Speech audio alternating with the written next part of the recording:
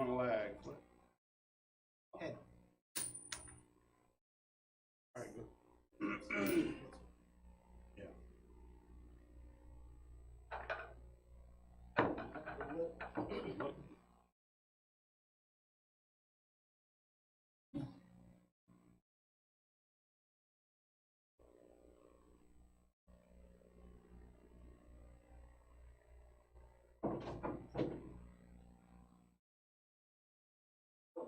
Yeah.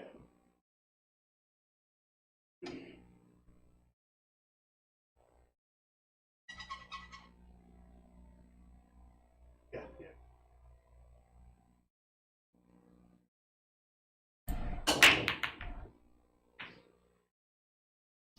All right, everyone, and thank you as always for joining us here at Barry live stream. Got a great matchup this afternoon. Mr. Marvin Llamas and Douglas Arcadi, both great shots.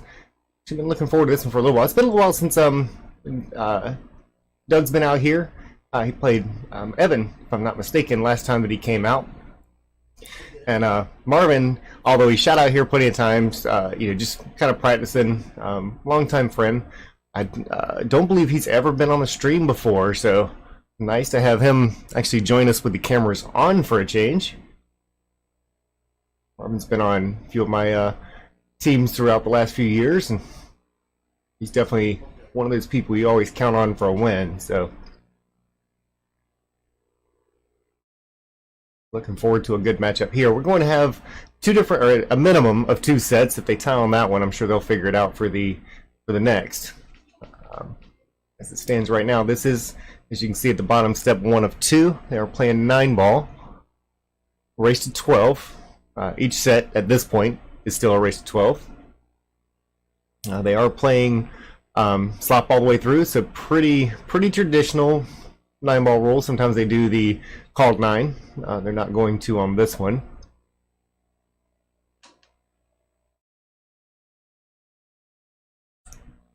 Looks like you might have to bend that one around that forward just a little bit. It's funny, old Doug actually called up and asked if he could use the purple 4-ball. We switch them every once in a while between about 3, on occasions a 4th different set, but he wanted to stick with the old school set, and I get that. Any of you that tuned in yesterday, even though I've been looking at the TV set for the last year and a half or so, even that one still gets confusing to me, so it's a little bouncy on the jump. Marvin makes it back up the table, ball in hand.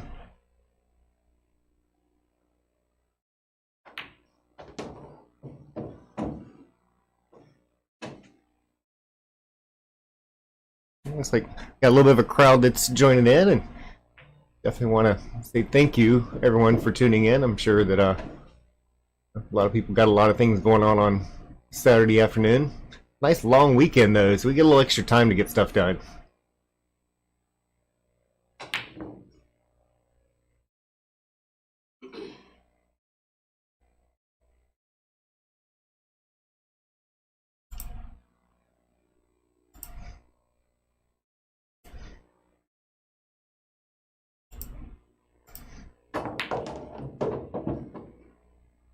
On top of everything else, we actually noticed today, after a little bit of testing last night, that finally we got enough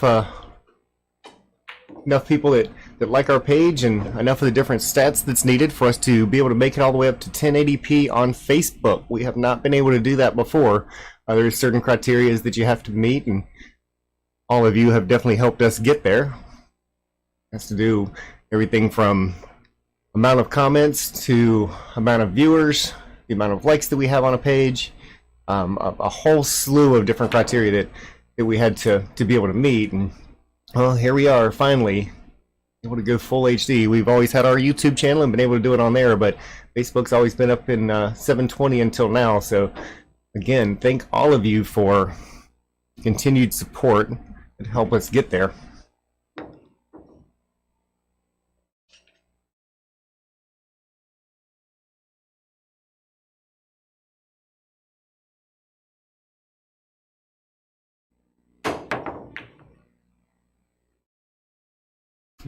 Marvin making a good jump. 6-ball comes back up. Looks like it's going to sit pretty nicely for Doug. Right in front of the pocket and just a little bit of an angle, which comes out about perfect to get him back on the 7-ball. And we've got the first game jitters going on, I believe, a little bit for both of them. So these two are quick shots. So these races to 12 are going to go pretty quick. You walk off to get a sandwich and come back, you might miss 3 or 4 games. Cut the feed. Cut the feed. Both of them kind of laughing about how this one's starting off.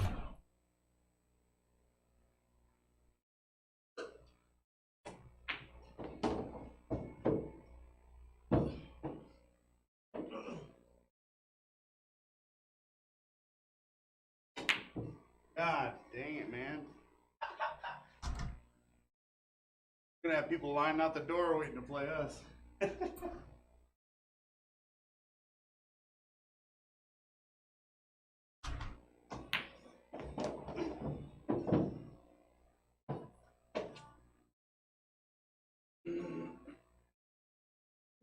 We're going to back cut that 8-ball. Just try to hold that cue ball a little bit, and so far so good. Looks like we might be concluding the first game.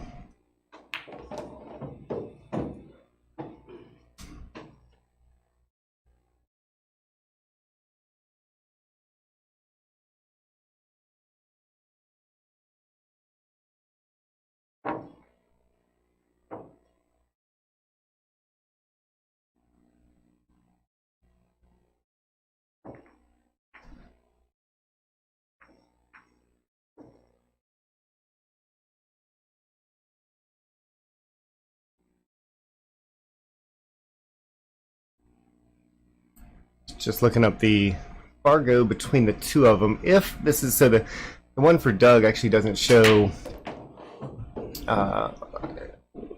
in what town it's from. Doesn't have a membership ID and a very low number on the robustness on here, but it's showing Doug being around a 585. Marvin, on the other hand, is around a 651. But again, when you've got a really low robustness on the Fargo rate, it's really difficult to say that how accurate that's going to be. I think the two of them are actually pretty close, and knowing the two of them and seeing how they shooting with them, this is actually going to be a pretty close matchup. So.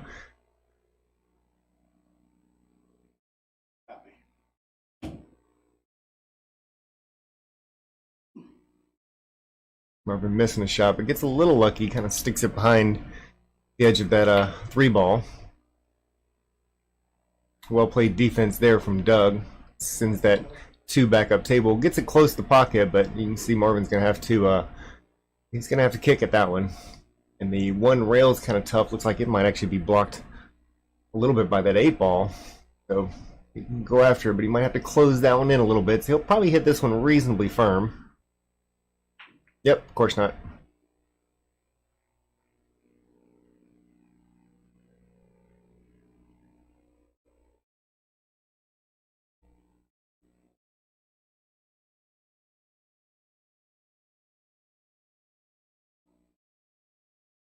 I'm trying to take a look at that 5 and 9 that's sitting there. A little bit jammed up on him.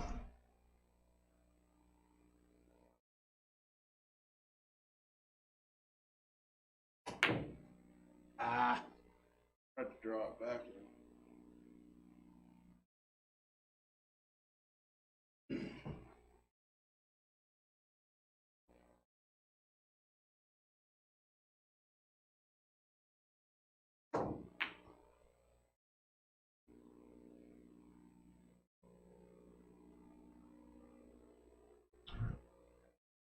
Marvin sending the 2-ball down table, and it's going to be. It looks like Doug might actually be going for a jump cue. And he is, man. That's a long jump. That's going to be a little tough with that 3-ball being over there in the way.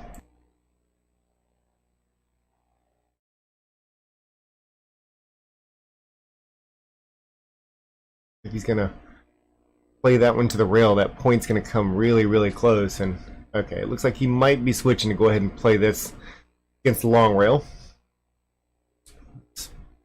cue ball being so close to corner pocket, it makes it a little not.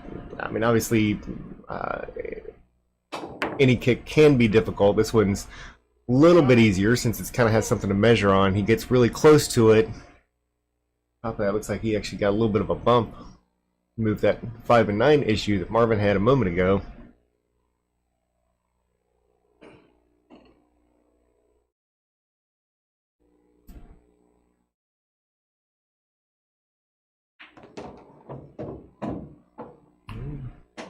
Two ball down. Three's a pretty easy shot. Just needs to hold it a little bit for 4 ball. See if he decides to play that 4 and 7 combo. It looks like that's what he's lining up for.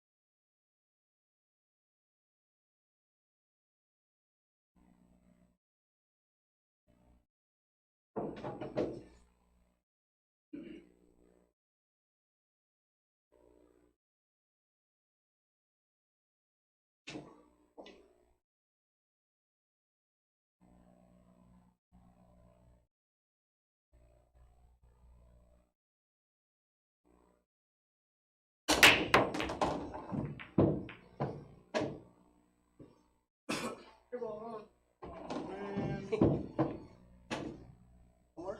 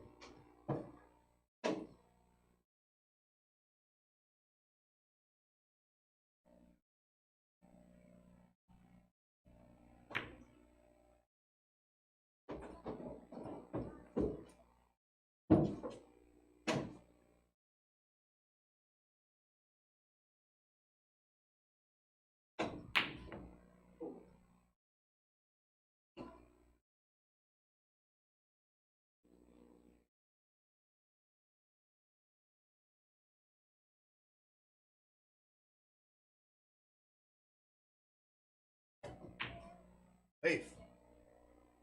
Well, safe. Back him up.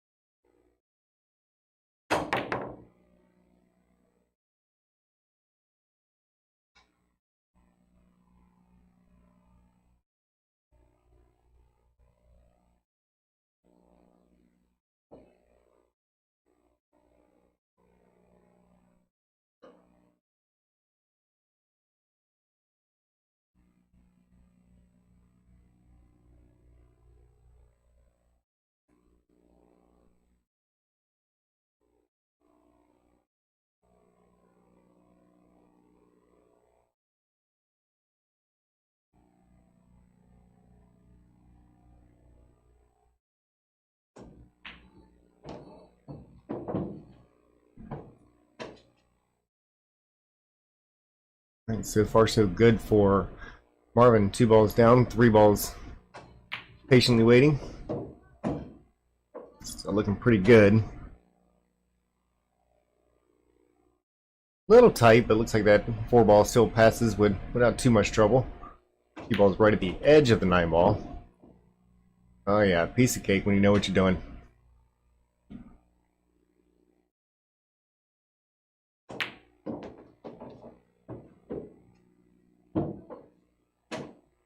Six ball is nothing but a hanger. Just needs to make sure he gets position on the 8 ball. Like side pocket's his choice, and that's a good one. Is right in line with where cue ball needs to be for the 9 ball, so he doesn't have to work this one too hard. Just roll the 8 in.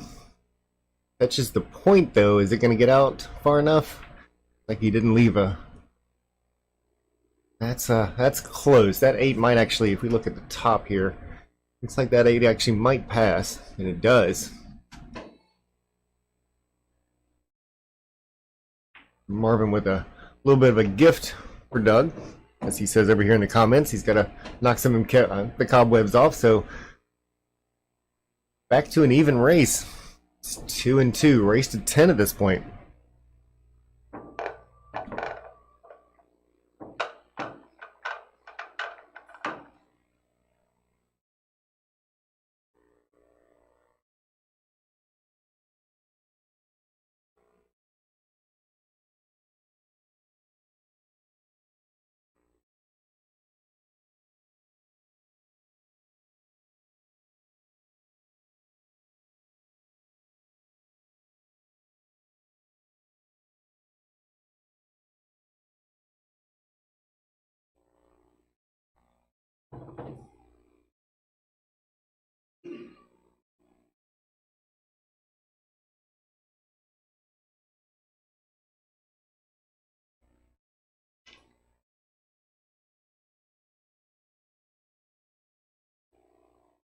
Doug sticking with that side break. Ooh. Almost scratches again. He's catching across the face of that one ball just a little bit. Sure he'll get that tuned in a little bit more as we move on. Dry break on that one. Reasonably open table for Marvin to come back up to.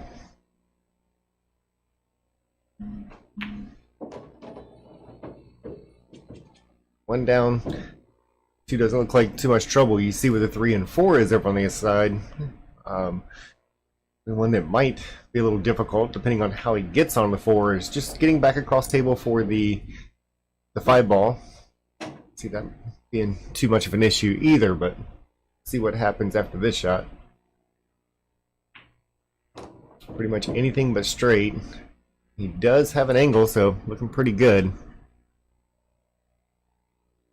A little close that rail, so it makes it just a bit tougher. He wants to kind of draw over to the other side, so just avoid the side pocket. Oh yeah, plenty of room. It is going to bump that 9 ball, so he has to kind of watch the position or use that 9 ball to help kind of throw it around the 6. Kind of goes a little bit into the face of it, but see how he's looking here. Ooh, tough shot. You may see a defense here as he sends that cue ball up table and that 6 down on the bottom rail. As close to the middle as he can. Feels like he's got the room, then it looks like he's lining up to cut it. We'll see how it goes.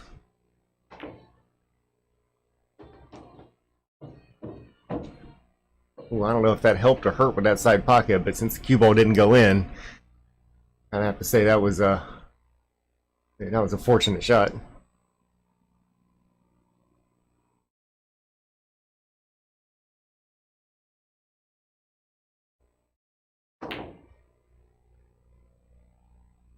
All right, bottom rail it goes. And good speed on that as well. Gets within, what, about an inch and a half from that bottom rail.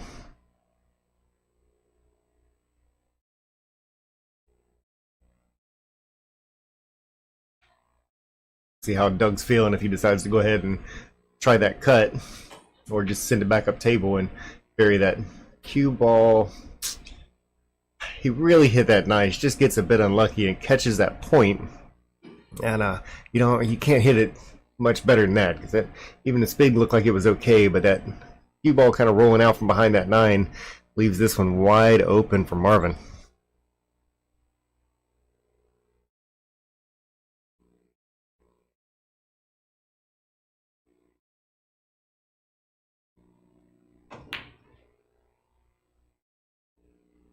Like that little point on that side pocket is wreaking havoc at the moment.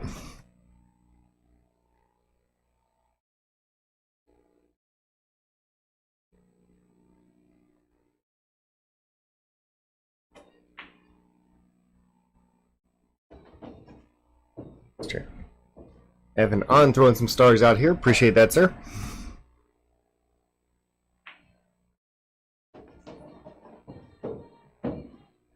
All right.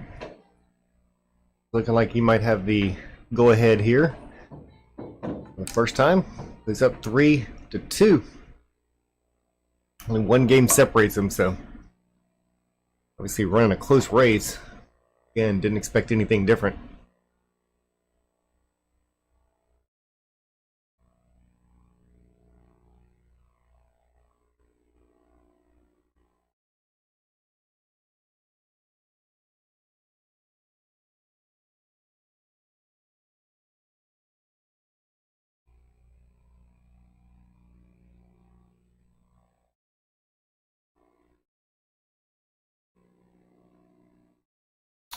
Reno Kid, thank you for asking. That is down here in the comments. There's a, I believe for everybody, can't be sure about that since I can't see everybody's screen. There's a little star on there, and that's basically a way to be able to help out, the various streamers. Everything from like what we're doing here to anytime that you see that, you can click on it, and it's a way to be able to donate money, and depending on how many stars you're buying to kind of quote unquote put it into your bank, determines like how much they're going to be. So I always appreciate the help, and I'll be talking about Mohammed, down where you put your comments in. Does it have a little star down there, same as like where the emojis and GIFs and all that kind of stuff come from? And yes, I say GIFs, not GIFs.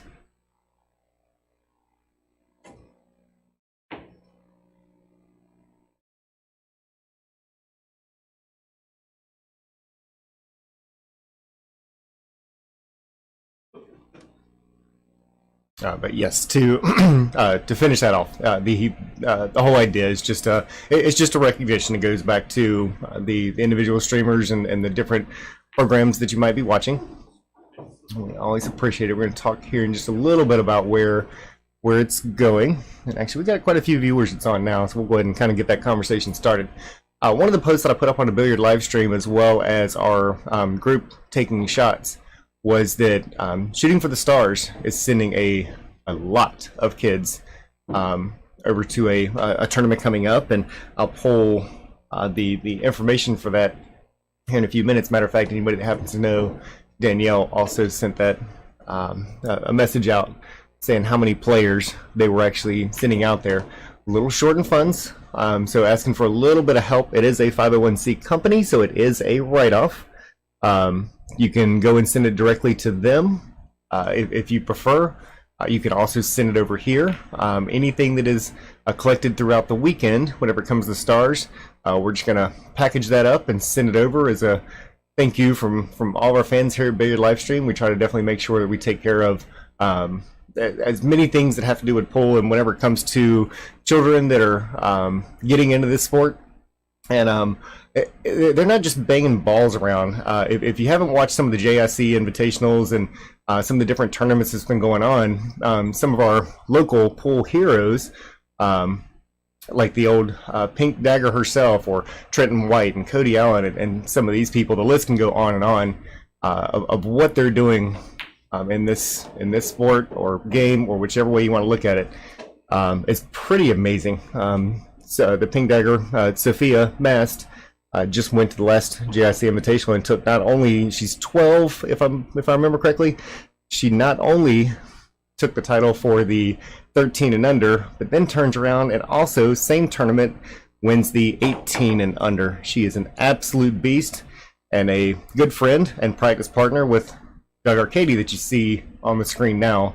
She's been on our stream before. She is a a star student, a phenomenal pool player, and just one of the sweetest young ladies you'll ever meet. And if we've got the opportunity to support her and people like her, we are all for it.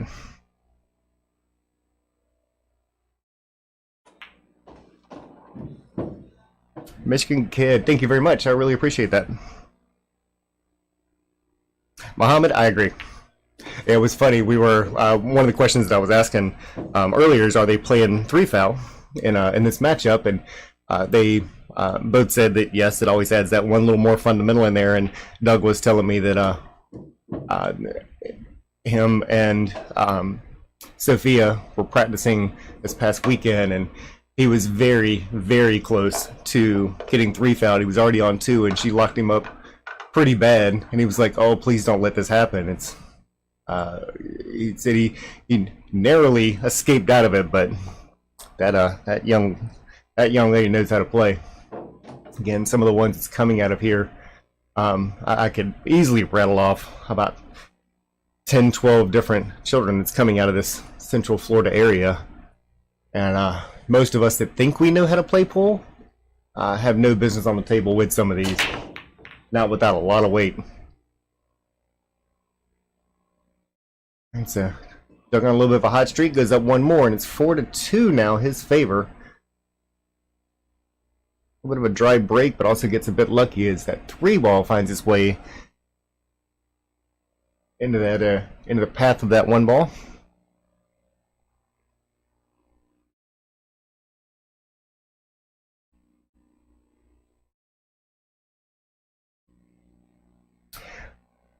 Sophia is just recently, as a matter of fact, is sponsored by Predator. I think that's Josh. Probably about a month.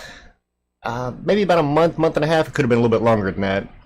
And they are definitely helping take care of some of her needs. I'm sure there's a whole bunch of them. That young lady has been traveling all over the place, but she does work a lot with Shooting for the Future. She actually goes out there and helps coach other children herself.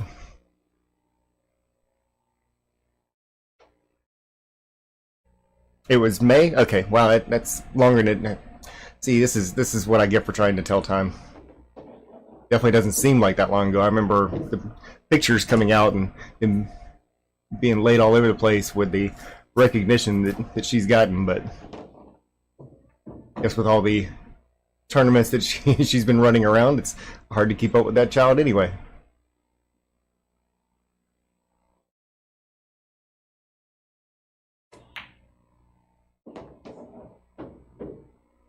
Right.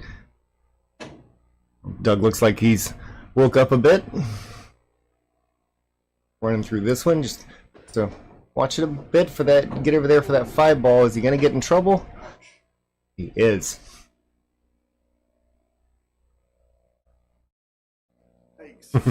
I know you've been traveling around with her quite a bit yourself, and thank you very much for turning that phone on, letting the rest of us, all us lazy hometown people, be able to see how old Sophia's been doing.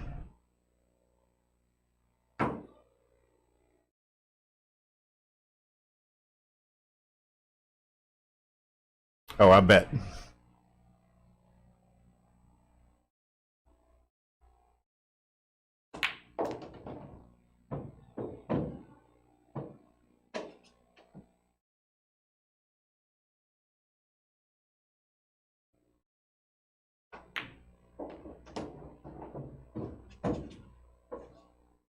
So, Marvin back to the table with a chance. This is just reasonably routine here. Just back it up and shoot the next one in. He'll be able to take this one, play that 8 ball in, come back across table.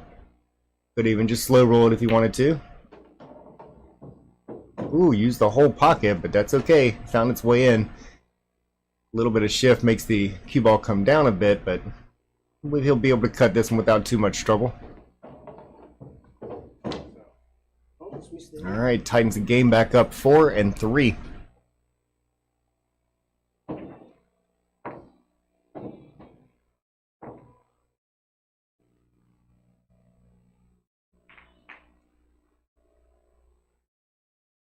Yeah, both of these guys, I tell you what, it's this is 2 people that you could. It's very difficult as this match goes on, or even the next set. To watch the score, because I don't care how far one of them are ahead, I can promise you the other one can string them along and come right back into action very, very quickly. Obviously, it's only 1 game separating now. Even if it was 4 or 5 games difference between them, I still wouldn't pick a winner.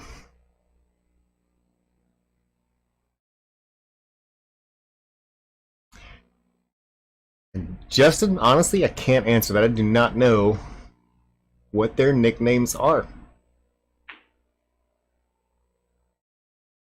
We always call Marvin Efren's cousin. He does kick like a mule, I will say that. I think I've known Doug for roughly, probably about a year or so, mainly from whenever he came out here before. So if anybody knows any nicknames we got going on there, you have to let me know. Probably one of those questions I should ask early, but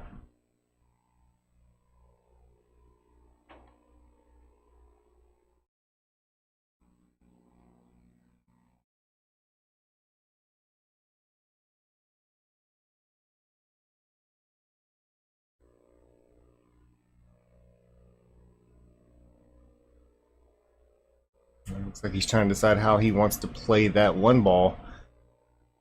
Not a whole lot in trouble here. I actually want to take a look at that 6, and that 6 does looks like it passes in the corner, so I can definitely see where some of the complication comes in. Not really a jump shot that's there, so he's got to kick at it, and he does not want to miss this because that table opens up very nicely. This one doesn't work out.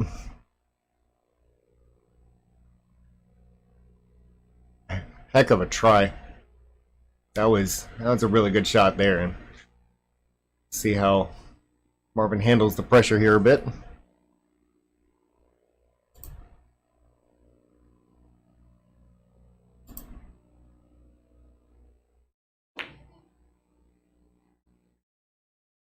I don't know if he wanted it to come around quite that far. It looks like he was just trying to bump it out a bit and stick it behind that 7 ball, but it did not stay back there.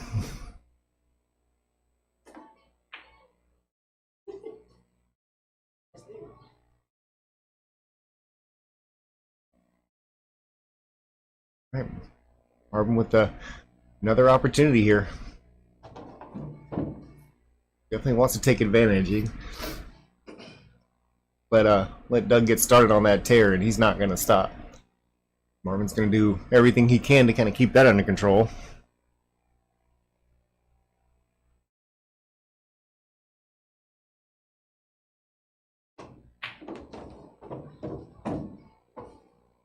Gets a hold of that one a bit. Still going to be okay. 3 ball does still have a pocket down here in the corner, and that 4 ball's sitting there waiting patiently for the side. Wants to leave a little angle so he can make sure that he gets down to that 5 ball on the bottom rail.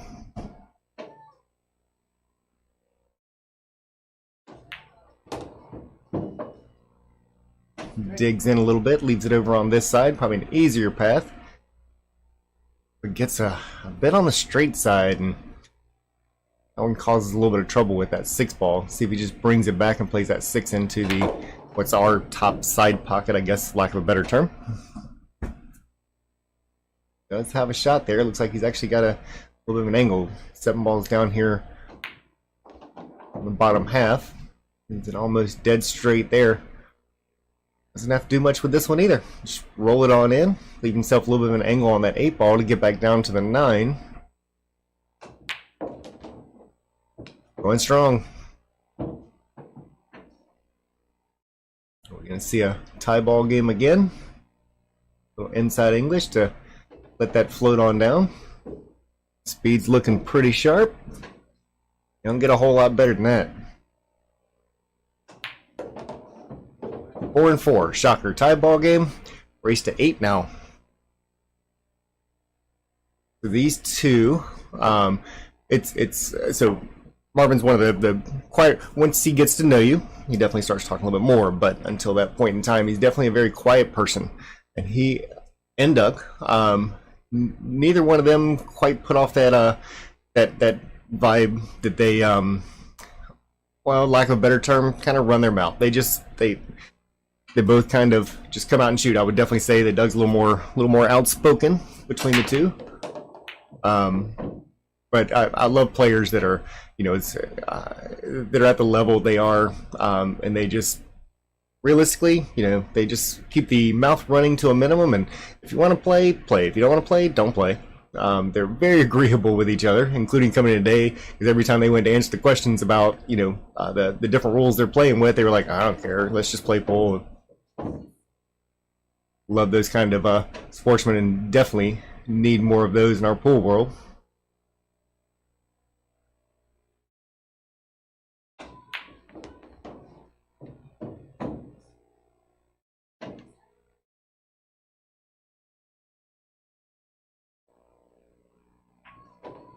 Tap in on the 3 ball, leaves an angle on the 4.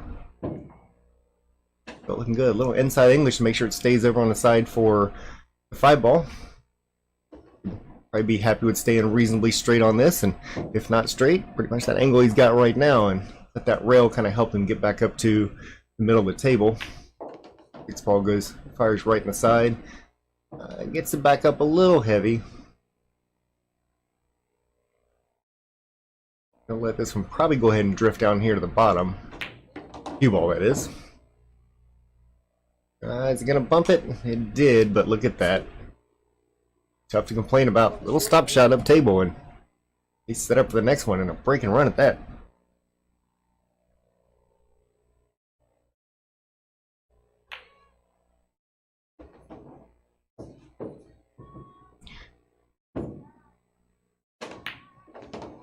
All right, 5-4. Marvin takes the lead right on back.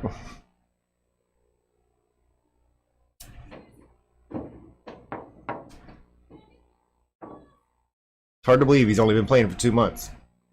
Okay, that's a blatant lie, but he has definitely told me some of the stories about whenever he came over here to the States, some of the tables and conditions that he used to play on, and it shows because you can walk around the table, do whatever you want around the table, and it is going to be of zero help to try to shark somebody like this, because he's just not not easily distracted at all. And I was asking him about with coming on camera for the first time, and he said that's if there's something that's going to distract him, that's probably going to be it. But looks like he's handling this pressure pretty well. So get through a couple of games and then just let the shot start flowing. And got a tough shot there. It's a close, unfortunately for him, and fortunately for Doug. Open shot. 2 balls right across the table. Okay. Not only the tip, and I should have looked at which stick it was that he's using. But he's he does not need quality equipment. I'm glad you brought that up, Lance. He does not need quality equipment to play at the level that he does, because the tips are usually very flat, and sticks don't have to be straight. He's gonna make it work. I know he's got a he's got a nice predator cue, but he still keeps pulling that old one out. And I guess if you're shooting the way that he does, you don't change what works.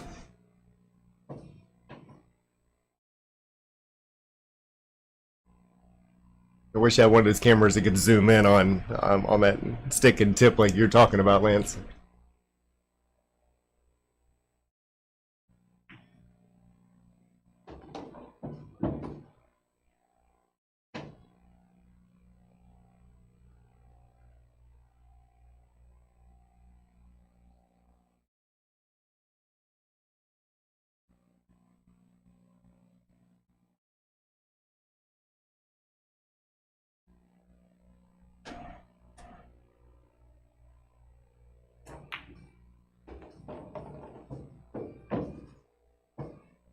And catches a little full into that 8 ball. He's going to have a tough cut, and it's going to drift it away.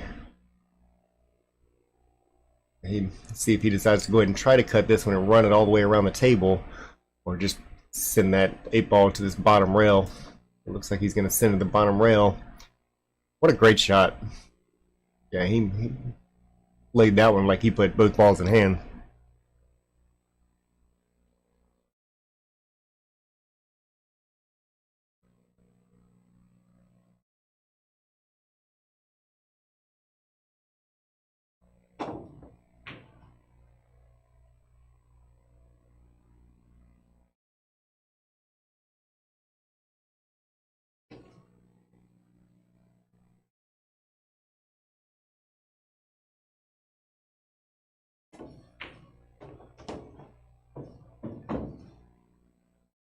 Alright.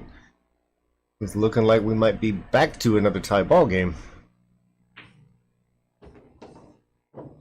Ooh, he uses the right side of the pocket, but that's okay. They give a little extra room for a reason. It'll be 5-5 once that's marked up, and again, keeping it interesting. You can definitely see this going 23 games, and they'll figure it on the last one who's going to win.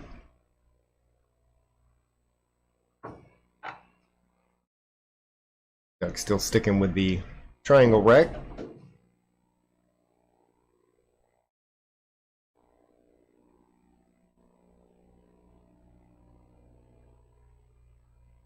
Just for a brief moment, I'm going to step away from the mic, and I'll be back as quick as I can.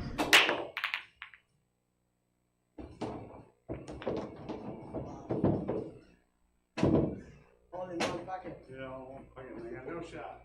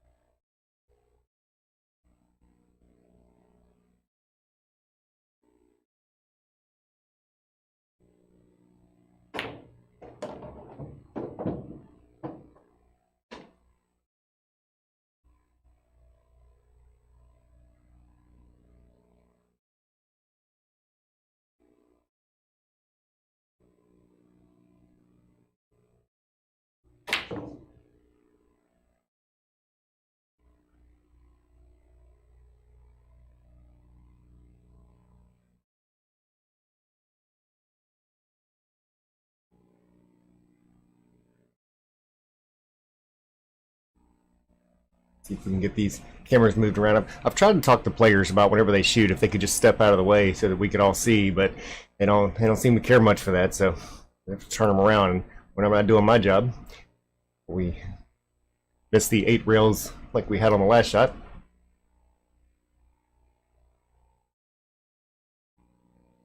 Roman's got a little bit of a cut here. It's not as concerned with the scratch, but even whenever it runs around, you end up with kind of a off angle 7-9 combo at best. So Marvin's going to cut it the other direction, see if he can. Well, looks like he might. Oh, is that 9 ball going to come into play? And it sure did. Wow, that's such a good shot too, and just an unlucky roll. I was going to have to use some English to kick around this one. Doesn't quite get it over far enough. Goes ahead and concedes that one, and Doug's going to take the lead once again. 6-5, Doug's favor.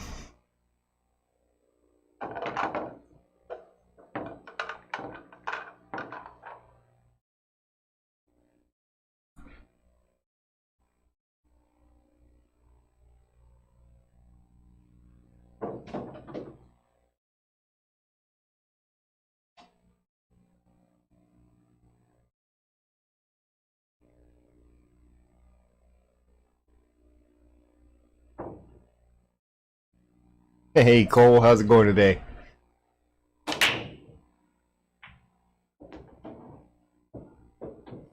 Ooh, that 9 gets close. Now the 9 does not count on the break, so that would have spotted back up if it did go. Unfortunately for him, yeah, he's gonna go ahead and push this one, go ahead and tap that 9 ball in. Believe he may, well, can't tell if he can see around it or not. If he can see around it, Marvin will go ahead and play this one. Well, looks like you can see the edge of it.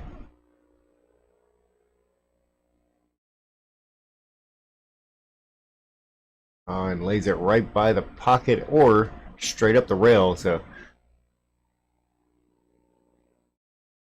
see what we've got. Yeah, that one's pretty straight, but you can see that he plays it up the straight down the rail here.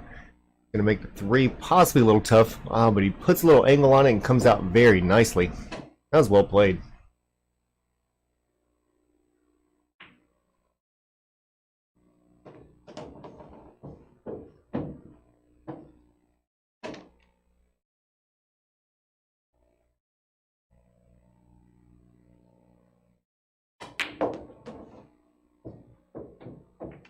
Put some steam on it, but that 9 ball is there to help him out. Wrap this one around probably a couple of rails. Leave that in line for that 6 ball up there. Looking pretty sharp here.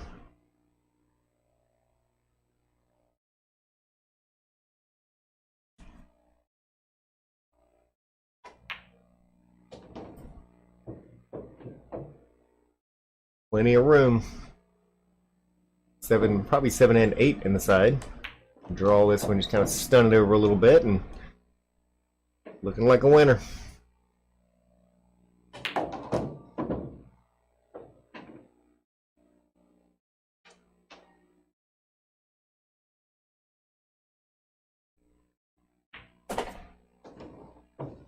Doug goes back up. 2 games, can be 7-5.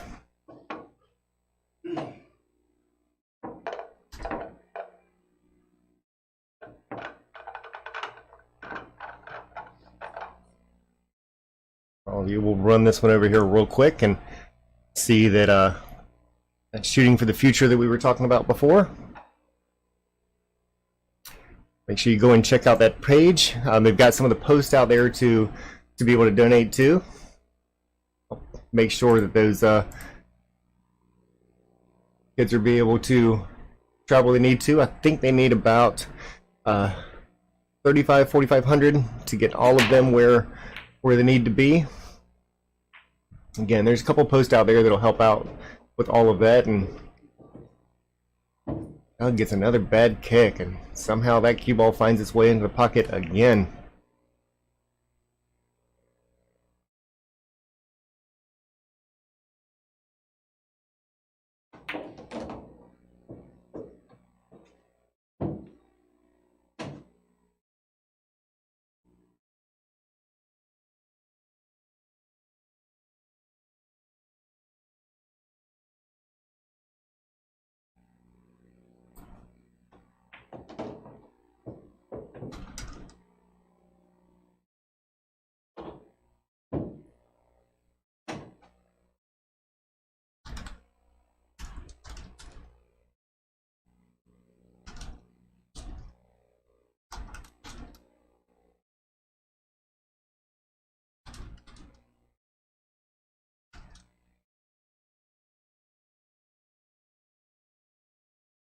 Marvin with a little bit of a straight shot on the 2. He may create a little bit of an angle out of that one so he can kind of get it to bounce back out for that 3 ball that's sitting down there.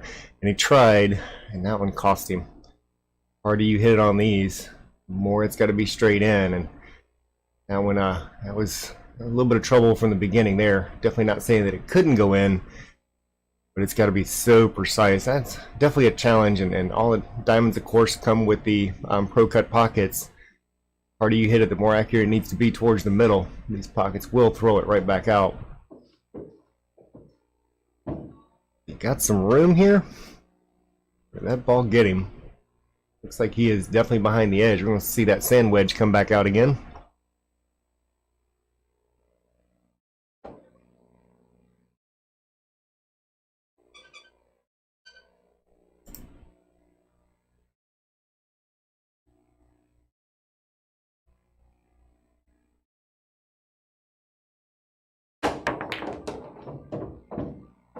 Wow. I mean, come on. That's such a great shot. And of course, I did not turn the replay on, so I'll get it. Somebody tell him to go back out there and shoot that one again.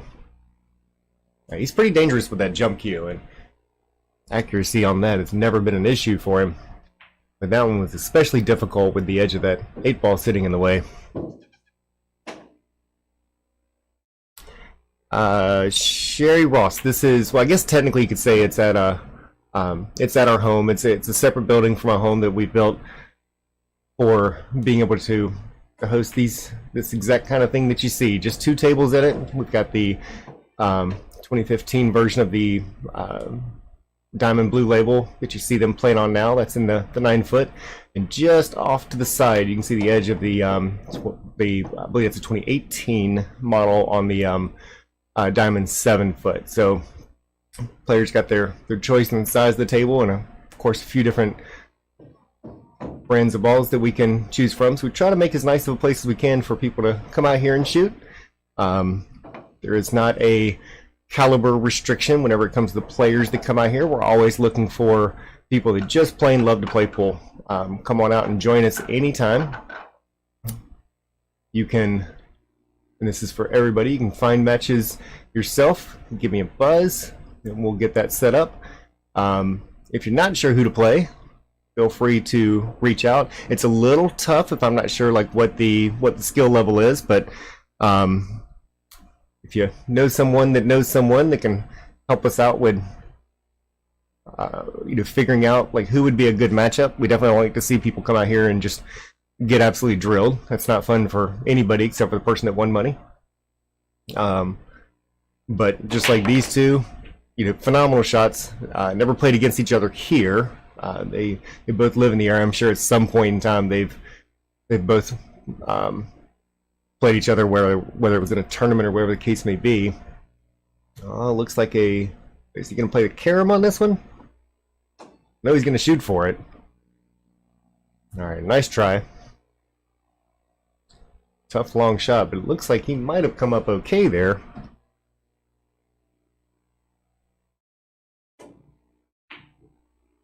He did have enough. Catches the point, gets a little lucky on that, and definitely an open shot for Marvin. Might even play this one a little bit slower and take that 2-ball down table. See the 3-ball sitting all the way up there. Wants that to bounce out a little. And he'll have to flirt around with some of those balls that are up table over there, and I believe he can get around that 9 though. You just got to make sure it gets out far enough. Yeah, put a little bit of draw just to make sure of it. Look at the speed. I mean, come on.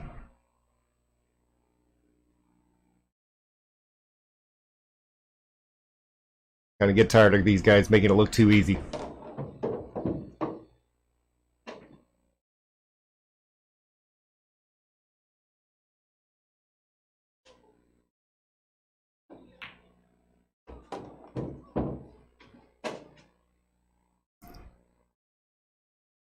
Alright, it's getting easier by the minute. It's staying online, doing everything he's supposed to do. Absolutely steady as a rock. It's a big draw on it, comes off that bottom rail and plenty of room.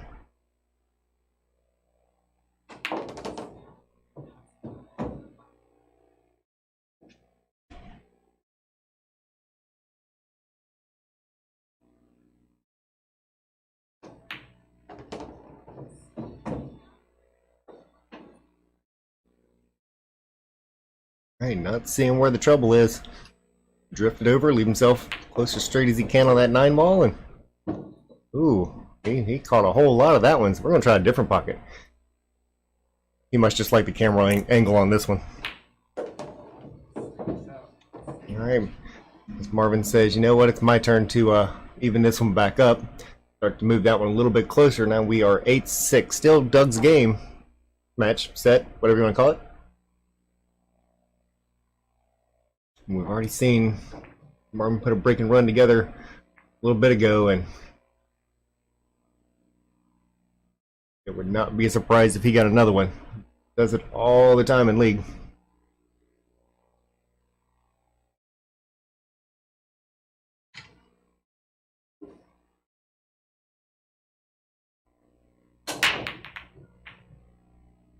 Solid break. One ball goes just a little bit low with that side pocket. Dry break. Yeah, he hit that one pretty solid too. I believe he just caught it a hair off. Doug plays a nice defense there as he caroms off the side and then uses that 5 ball to stay in the way. Marvin's going to want to catch this short rail on the way to the 1. Got to get back out for the 2. Hit it really well. 1 ball does not find its way into the pocket.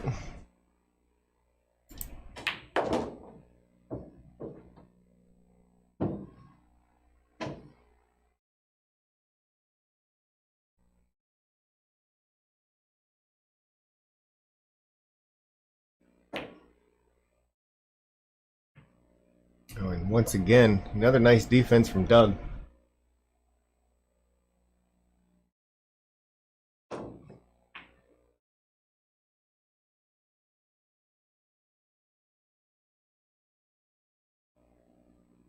Looks like according to our poll, people were digging Marvin on it.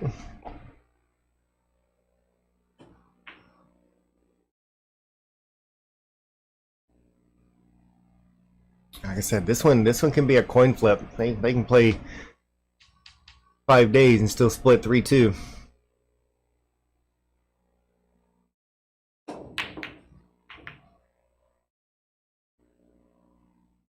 Almost gets that 8 ball in. In the meantime, leaving it a little tough for Doug over here. You can see that one, and looks like he might have an edge. I don't know if he's got enough of it to make it into that side pocket. He did. He hit that one really full. How close is that going to get? Open shot for Marvin come back to the table.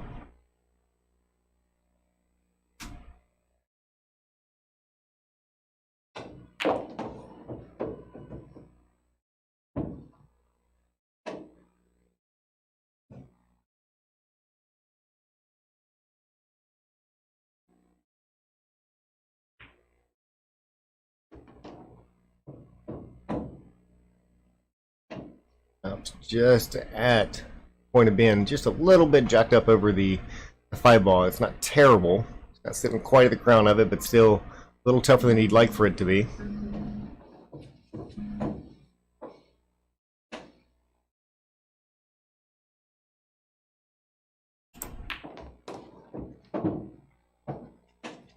Bounces that out nicely.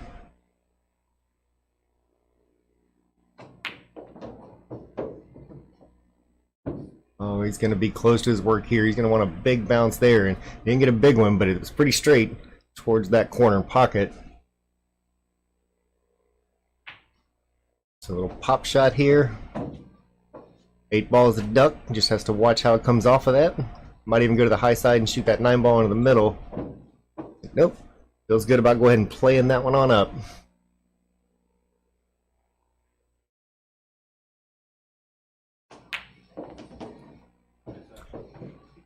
Another one from Marvin, back within 1 game. Again, no big surprise here. 8-7. Still dug up by 1.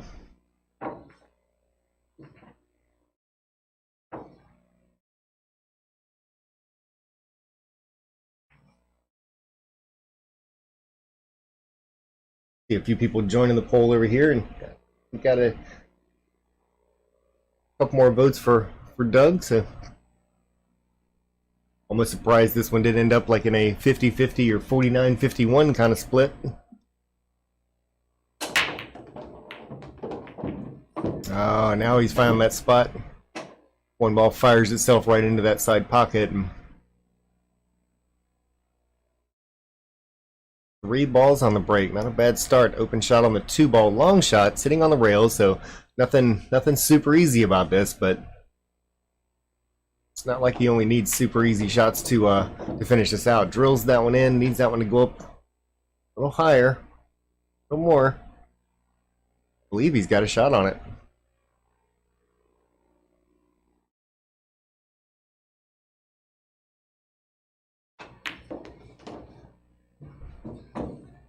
He draws that one back up. Really good stroke, and now we're going to see the crutch come out.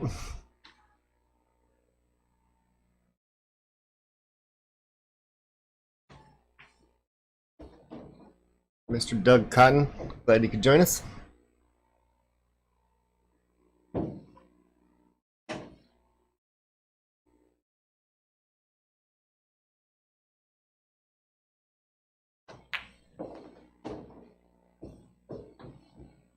All right, looking pretty solid from here.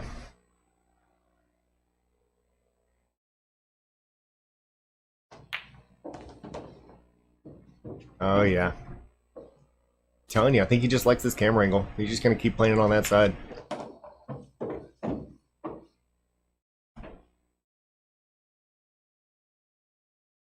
So, back to a tie ball game. 8-all, race to 4.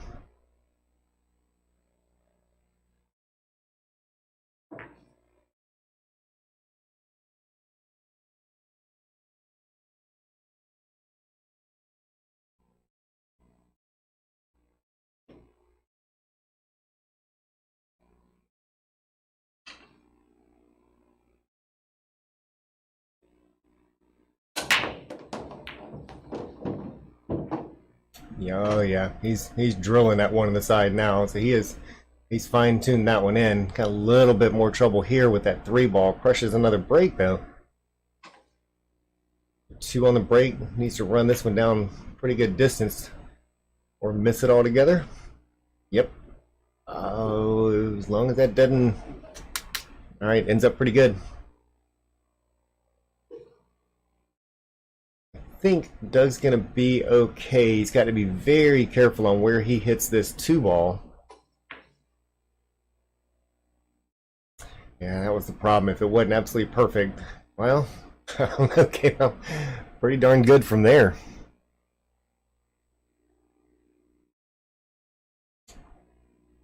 Getting that template out of the way.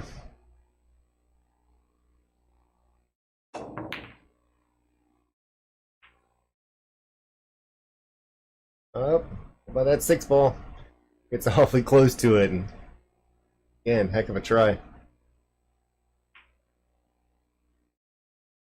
And Doug's sticking with that defense game, and it's can't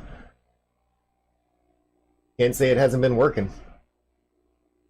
Again, tie ball game. Everything they're doing is working right now.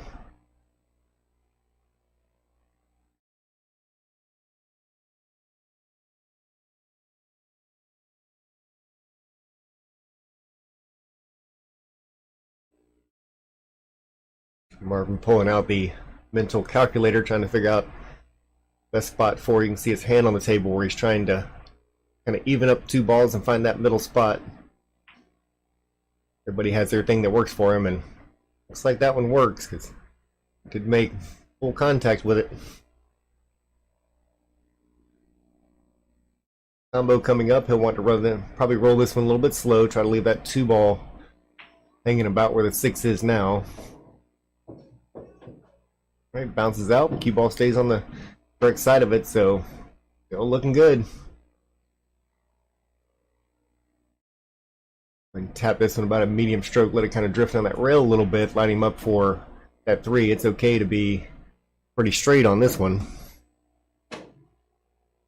4 balls patiently up there waiting for the next shot. Little stop shot. Just don't get behind the 8 and you're good. Looks pretty solid.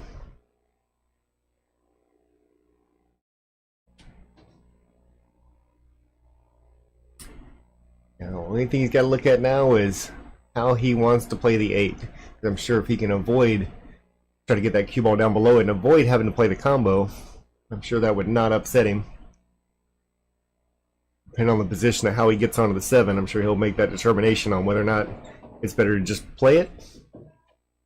Alright, so he got up a little bit high, which is a good angle to get below it or get between the 8 and 9.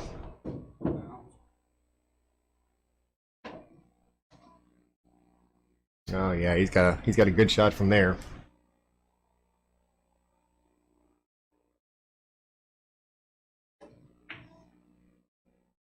Oh, but hits it a little full. It's not gonna roll in from that far down the rail. So, little gift given back to Marvin from Doug, just returning the favor from earlier.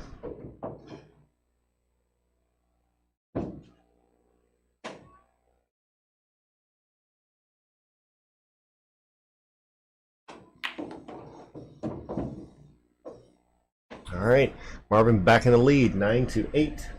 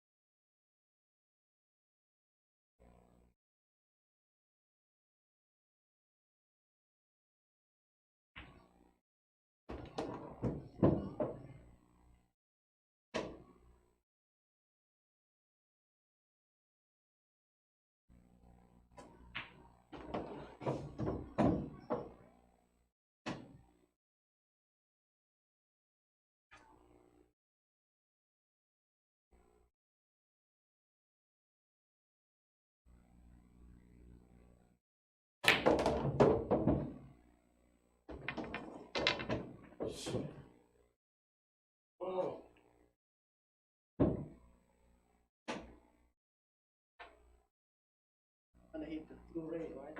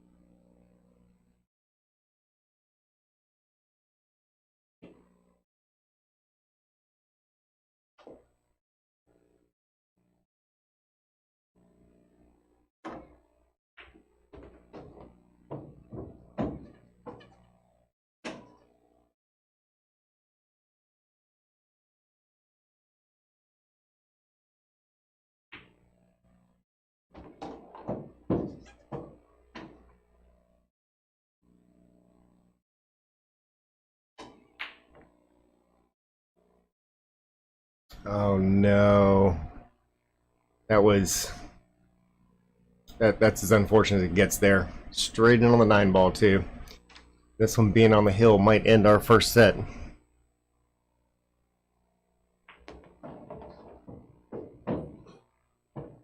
Yep, not too tough of a final shot here.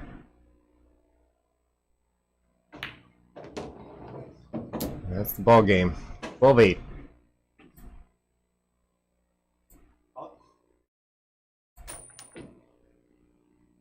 Looks like they're going to go ahead and roll straight into the next set.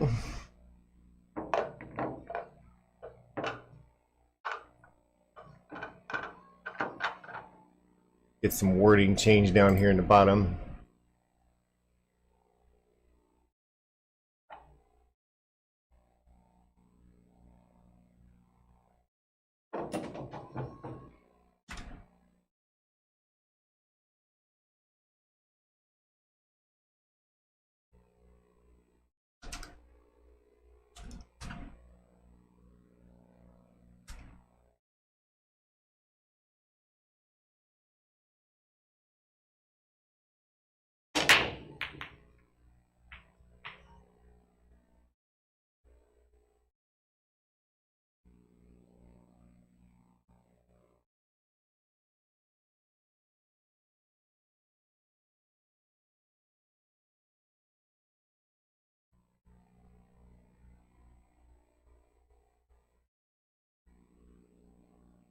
Probably should have gone in there and helped him with the scoreboard, but Marvin's used it enough. He knows what to do.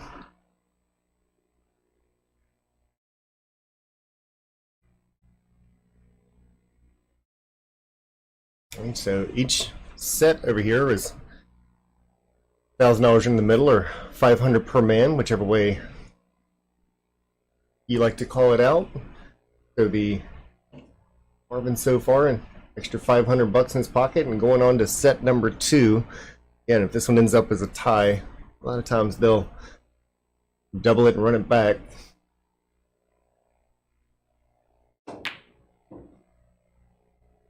Ooh, found both corners of the pocket there, looking much like that final 8-ball that got his first win. Same game, different time. Doug hoping for a bit of a different outcome on this one.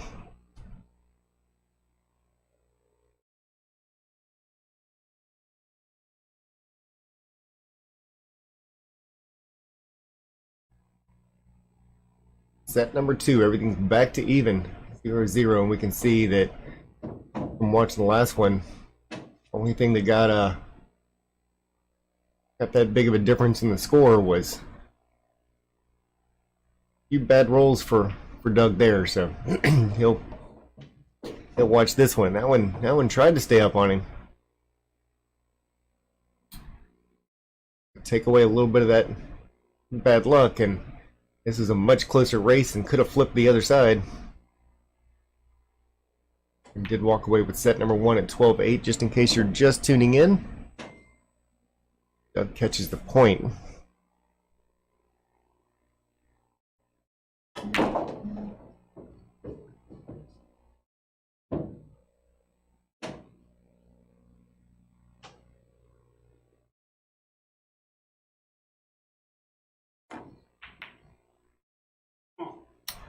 Both of them. Heck of a try.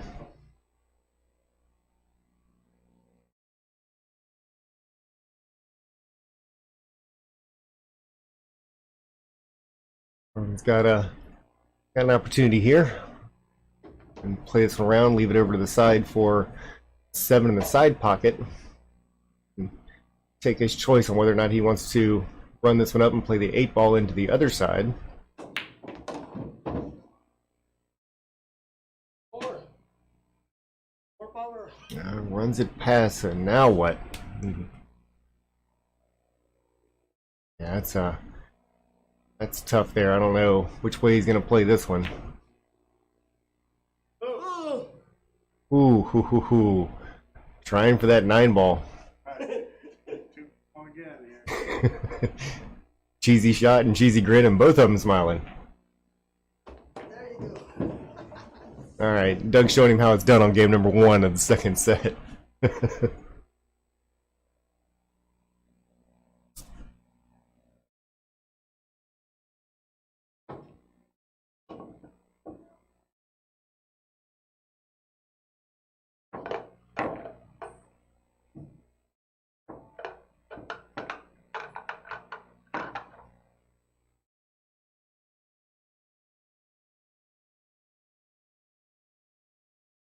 And again, I want to say thank you for the all the shares that I see over here for our stream. Again, that's how we get what we're trying to get to.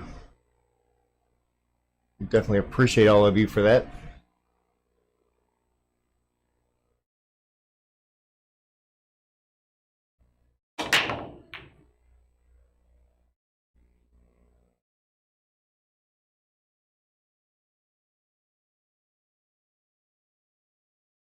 Balls on a different note.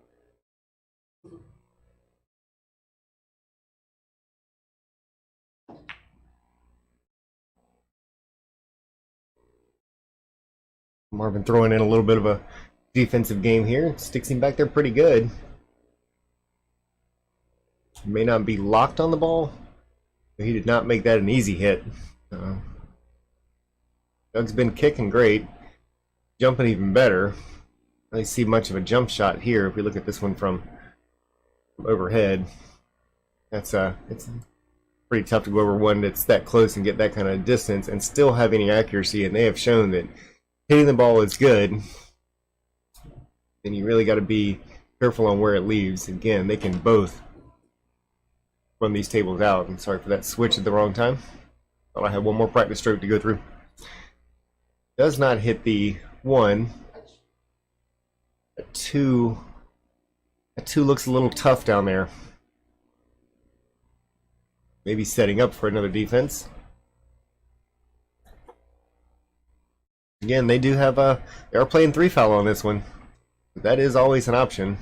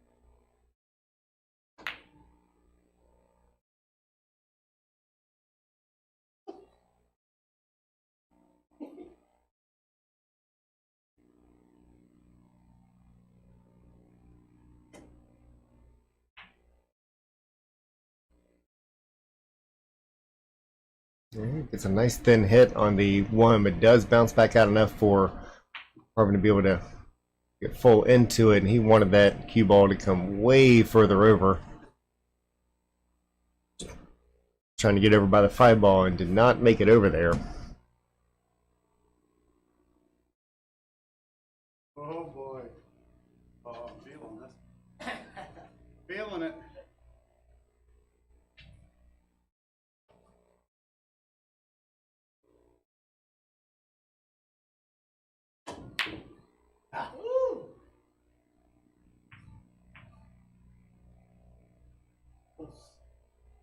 A little bit of a wild shot on that one.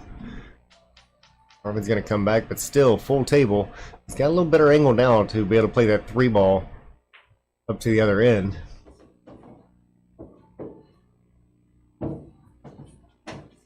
Gotta be a little careful on this one as well. 3 is blocked by the 6 in one pocket, and where's that going to stop?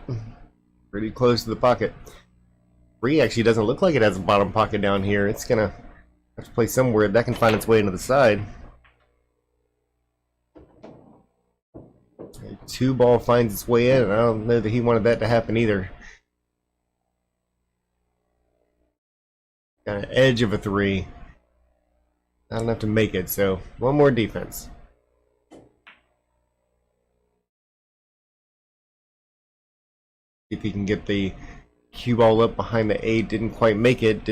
Once again, didn't leave a whole lot of shot for Marvin. But who needs it? Just hit it hard and wait. Oh, no. I like it.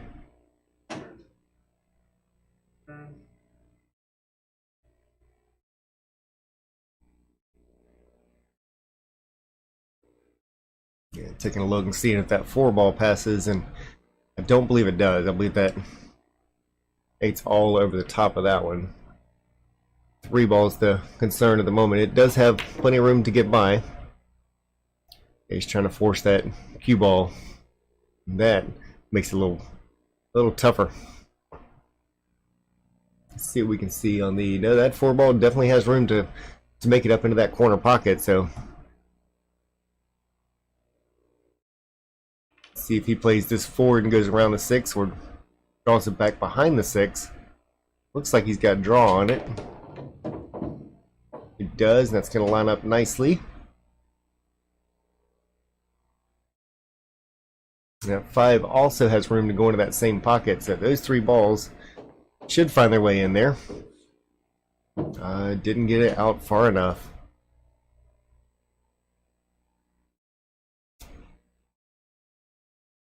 Time to see if he's been practicing his 1 pocket game. Big stretch there.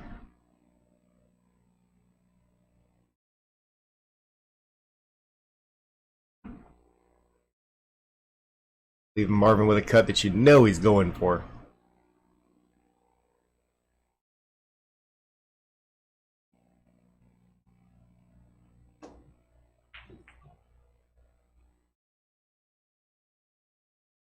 Nothing easy about that shot, but I'm sure as soon as he saw it, he was going to be drooling over that one.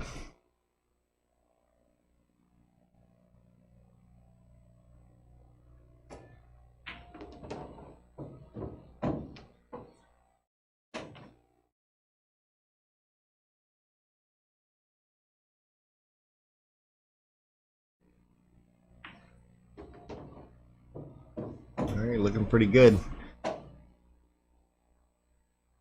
Needs to go ahead and probably roll this one out. A couple rails. Let it find its way back over and watch the speed a little bit. Start letting that cue ball go. We know what can happen and looking safe from there. Covered that one well, and even if it got all the way to the bottom rail, he'd still be able to make that cut.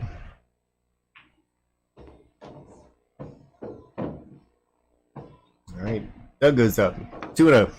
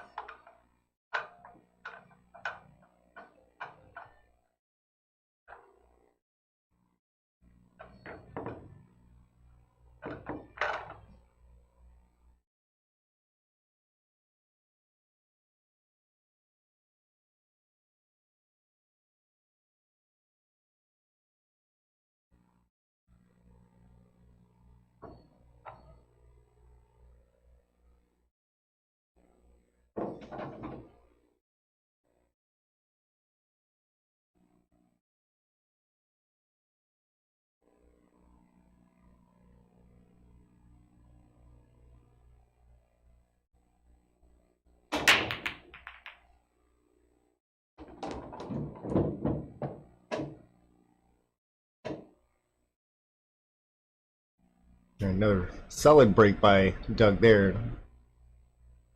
2 balls down, open shot on the 1. 3 looks sweet. 4, 5. This is fit for prime time here.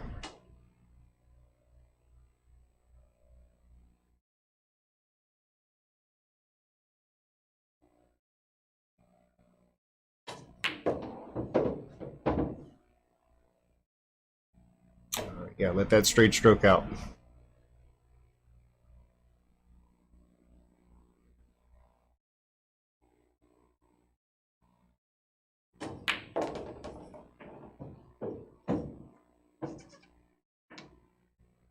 Alright, got a little bit of an angle on the 4. It'll leave him a little bit of angle for the 5, which is exactly what he wants.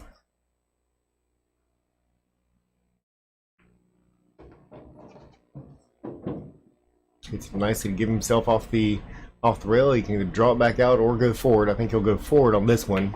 Not try to overstroke the ball. Don't want to be too straight on the 7 and left himself a nice angle to be able to kind of draw it straight back down, kind of parallel with the rail. Give himself a good shot on the 5. Goes ahead and plays it 1 rail. He's a little longer, but again, I don't believe he's worried at all about this shot.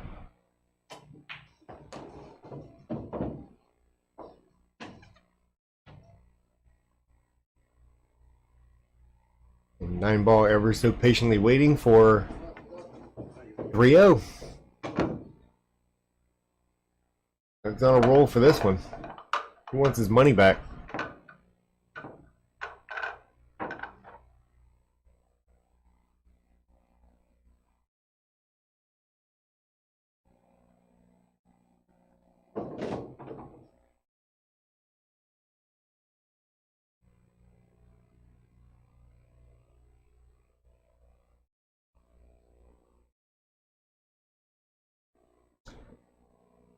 When we're getting this one started, I'm going to step away real quick one more time. I can grab some water.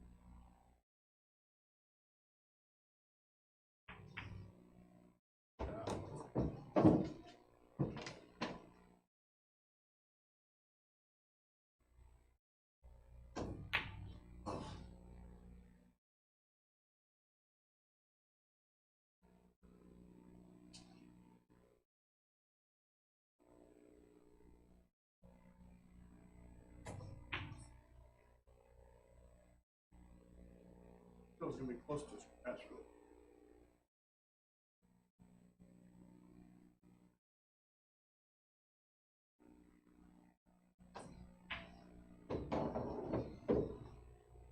Hey. Where you going?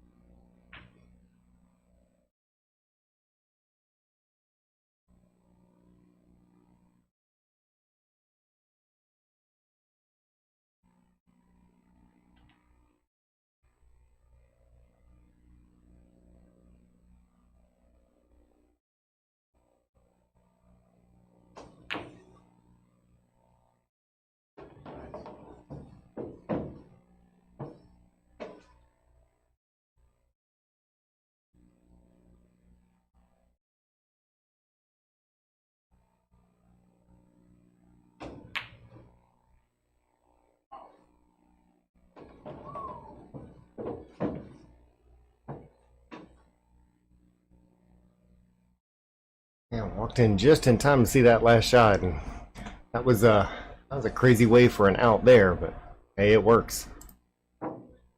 Switch that over while he's racking up and watch that last one more time.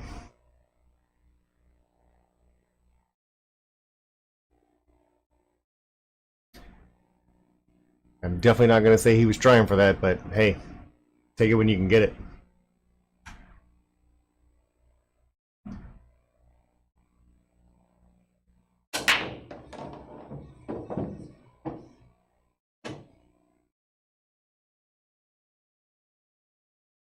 A little close to his work up there. Does successfully pocket a ball. It's aimed straight at that 9 ball too. I don't think he's going to go for it, but I'll go ahead and try to pocket it into this far top corner, I guess. Yeah, that was a long way to go over there. All right, but position's going to be a little bit better for Doug coming back to the table. And Thomas, yeah, definitely not.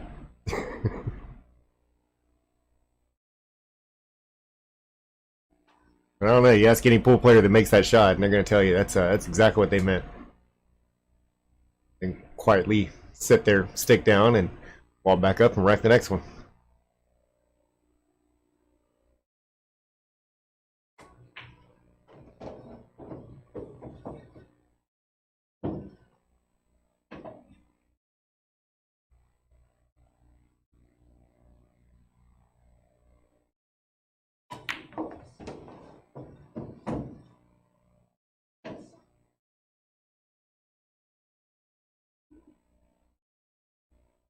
All right, Doug doing what he needs to do.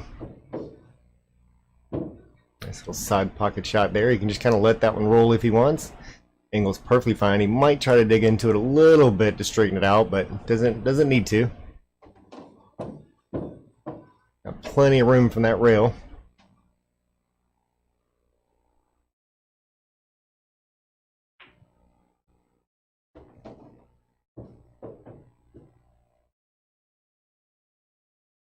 If you'd like for it to be a little straighter, could even go down to the bottom rail and go back around, but we'll see if he decides just to stop it where it is. Oh yeah, made that look way too easy.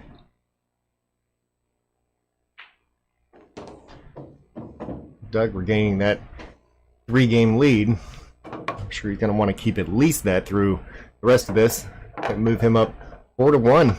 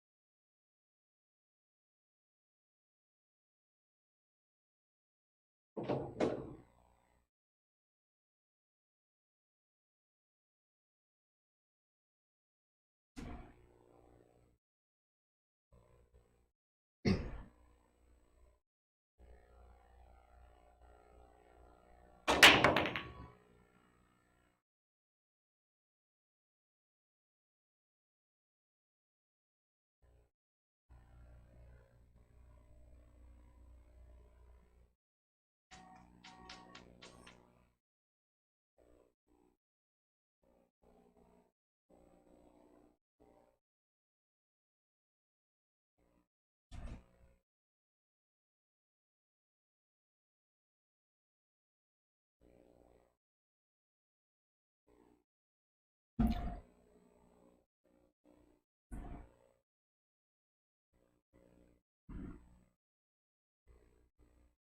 like Marvin's planning on pushing, get some a little bit more distance with that one ball. Tough to say. It doesn't. I believe that one ball does go. Obviously, there's a 9 ball in his way. So he'll leave him an edge on it. He's gonna have to kick the top rail. He may give that one back. And sure enough, Marvin's gonna break out the pitching wedge again. See what he can do with it. That's a heck of a hit. He's gonna get a defense out of it. Maybe.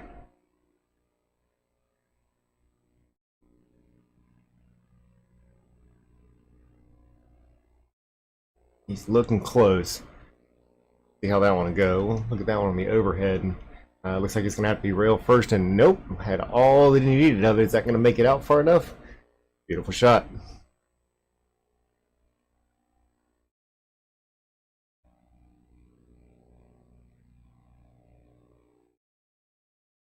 Free ball down here on the bottom rail also has plenty of room to slide by that 7 ball.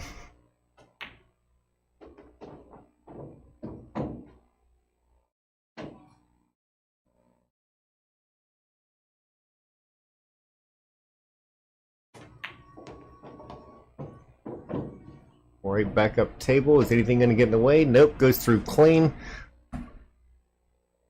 Great job getting on the 4.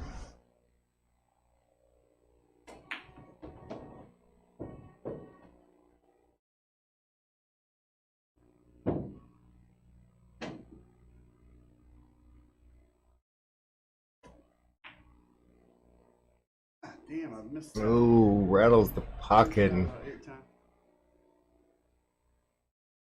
coming off that a little thin, made the cue ball roll a little extra. Even get on the wrong side of the 6. Makes it a touch tougher for Marvin. I don't think he'll have too much trouble getting on the 6 himself, and he ended up on that same side. He's probably going to go ahead and play that combo into the 7 ball.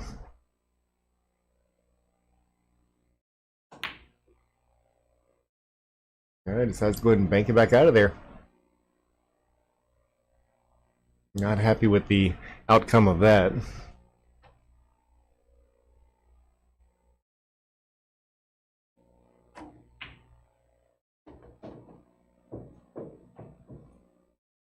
All right, pretty natural leave here.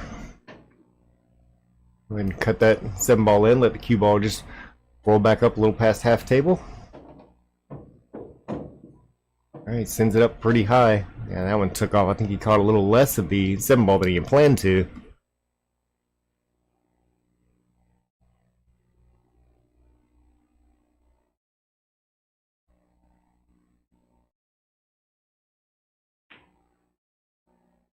We'll go ahead and play that defense again. And again, it's been working for him for a while, but where's that cue ball going? Wow. Yeah, a little frustration there, and I get it. We've all done it, and none of us like it. Well, except for the opponent.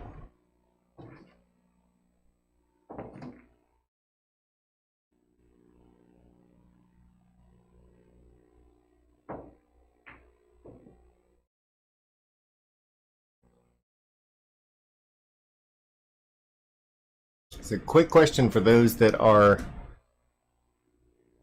listening to me ramble on throughout the match. I'm just kind of curious, whenever we go to set up some of the different screens and things like that on here, what are you watching from? You watching from a phone, tablet, laptop, TV screen? Let me know. We're always curious on whenever we go to set up like some of the different scenes and some of the different things on here, what people are looking from. We don't get real great metrics from Facebook or YouTube as far as that goes on how viewers are looking at it. All right, nicely done there as he leaves that 1 right where he wanted to, right at the edge of the pocket. Got a little traffic for getting back over to the other side and let onto the 2 ball. A little outside on this, goes through as clean as a whistle.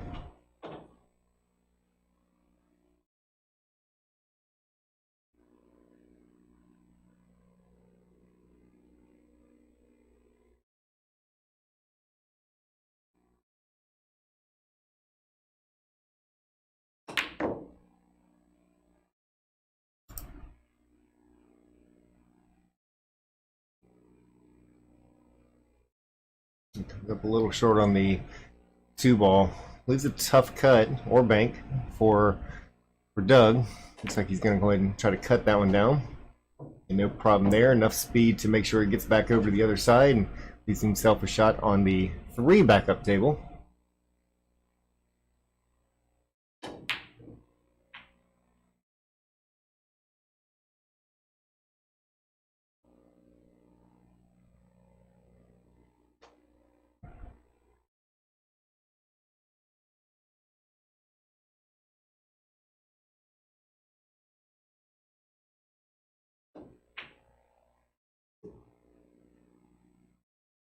Looks like he jumped up a little bit on that one, and does do that on occasions.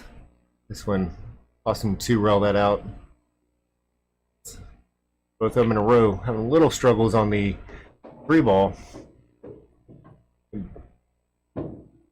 Doug finding that shot and leave on the 5. He'd like to be on the other side of it, but I'm sure he'll take this one just the same, roll it forward. 6 ball will go back up table. A little off angle. You can kind of stun this one if you'd like to. Damn. Oh, catches it a little too straight. This is not bad position for Marvin.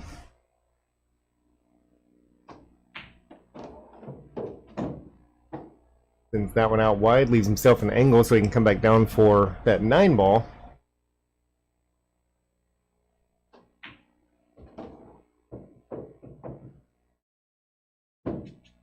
All right, looking like a makeable shot. Yep, it's makeable. All right, nice out for Marvin there to finish that one off and move it back within 1 game, 4-3. Somehow or another, Marvin's getting that one more chance that he needs and taking advantage of it, at least through a couple of games.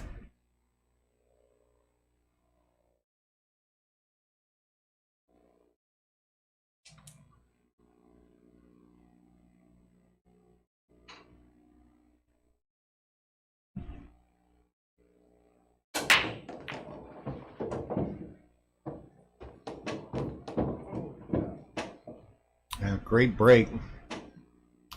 1 ball comes just a tiny bit high on the side pocket, but still has a shot on it.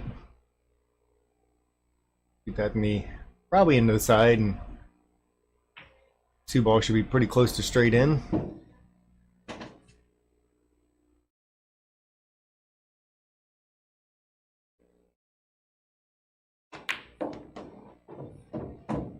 Oh, watch that side. He's going to give away one of those chances. Doug comes back, ball in hand, 4 balls on the table.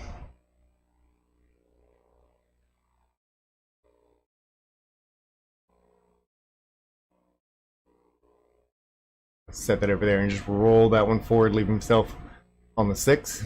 May even play the 8 into the side afterwards. Getting back down, and looks like he's going to go ahead and roll it around. Play that up the top rail and back out. Shoot the 8 in the same quarter.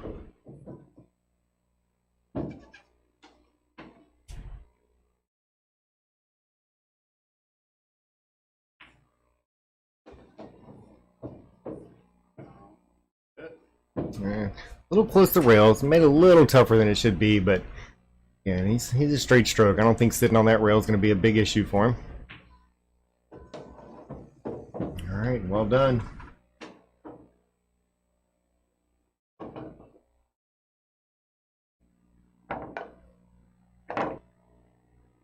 A quick look at Doug finishing that one off.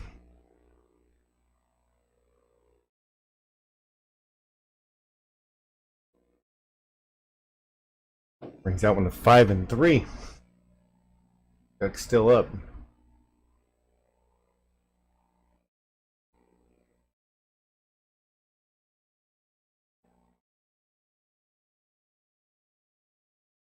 Doug changing sides over to the other side for this rack, and it looks like that worked out well as that 1 ball has found itself into the side pocket. 2's not an issue. 3 could be. Taking a look to see how closely that one's wired to that corner pocket for that 6 ball. and it's close, and there is a little bit of separation. We'll take a look overhead, and there's a little bit of separation, so he can force that one in, but he forgot to make the 2-ball first.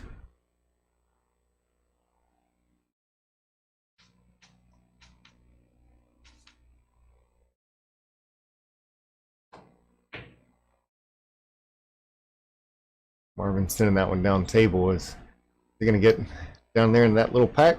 Nope, it's going to stay directly behind it.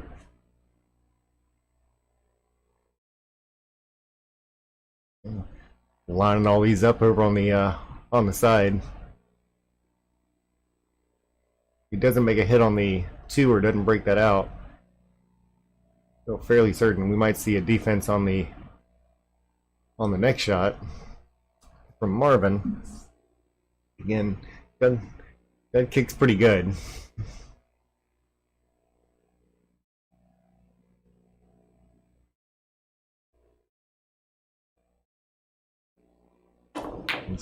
He's trying to check all the angles. Decides to just go ahead and blow that out. Again, they do have the 3-foul rule going, and with those 3 lined up like they were, I could easily see Marvin wanted to play with that 3-foul opportunity if it presented itself. Keep batting it back around the other side of that ball.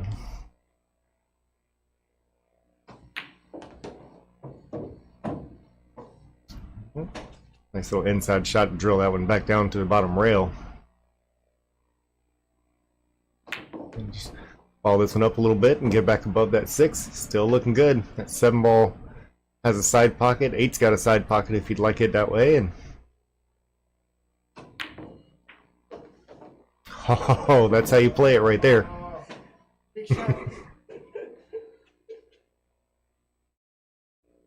The only way to make sure that cue ball stays down.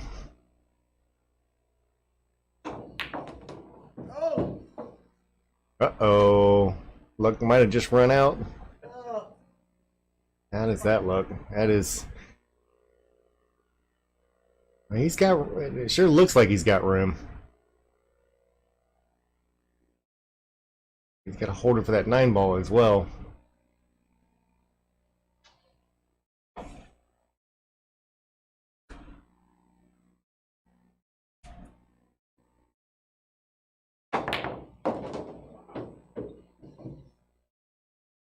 Jeez. Well, did so good on that one. Do it again.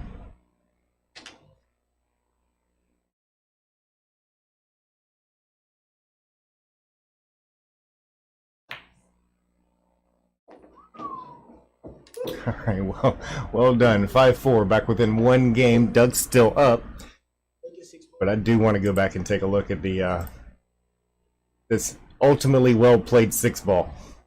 This is definitely the one that saved him on this game. And again, it's another one of those we've all done it, but that is obviously not the way you plan for it to work out. But man, it's sure nice when it does.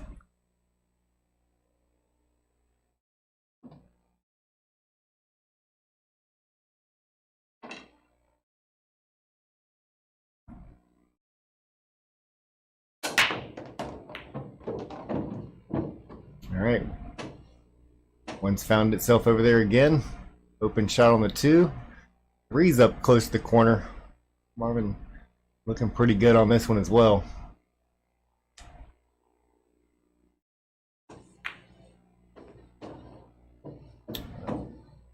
That cue ball definitely did some traveling there. Got an open shot on the 3, but that's a lot of distance down there.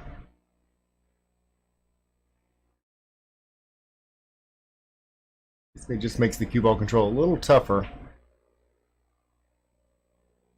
Oh, and that one stands up and fights. Do not think Doug's gonna mind this one. And granted, it can be a little tough sometimes with coming in just like that. You don't have a whole lot to play with as far as rails. You wanted to go ahead and play that one, just draw it straight back up and come up a little bit short. So I think we're gonna see a defense here. Caught a little bit too thin. Again, these are the shots I'm not going to say he's going to make him every time, but he's going to shoot for him every time. He does love these cut shots.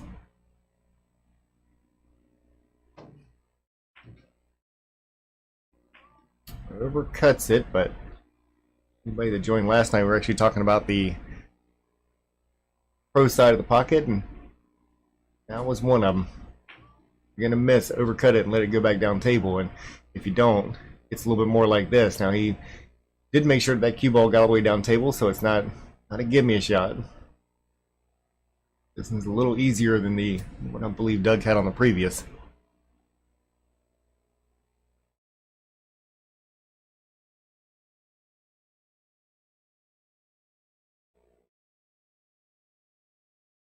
Might even be shooting for that 9 ball here.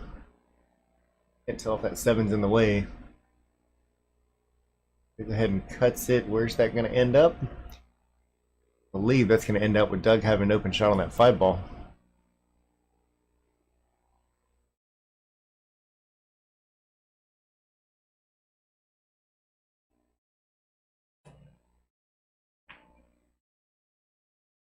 And he did not. That was kind of dangerous. That comes out a little bit more, and there's an open shot for the that 9 down there, cutting that in. But he's able to make that 5 into the side and probably even kick that 6 down table a little bit. Oh no, it was that a little more open than I thought he did.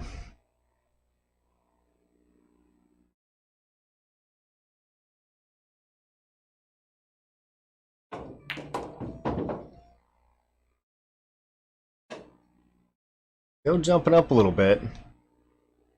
Balls are making it into the pockets. Well, as soon as I say that, that's my fault. I'll apologize to him later.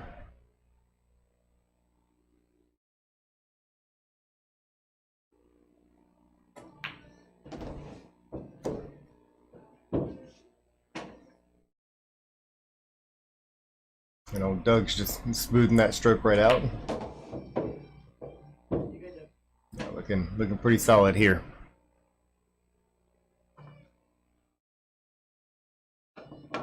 Marvin tells him go ahead and take that one. Let's move on to the next game. 6-4. 10 games in the book, and Doug's still holding on to that lead.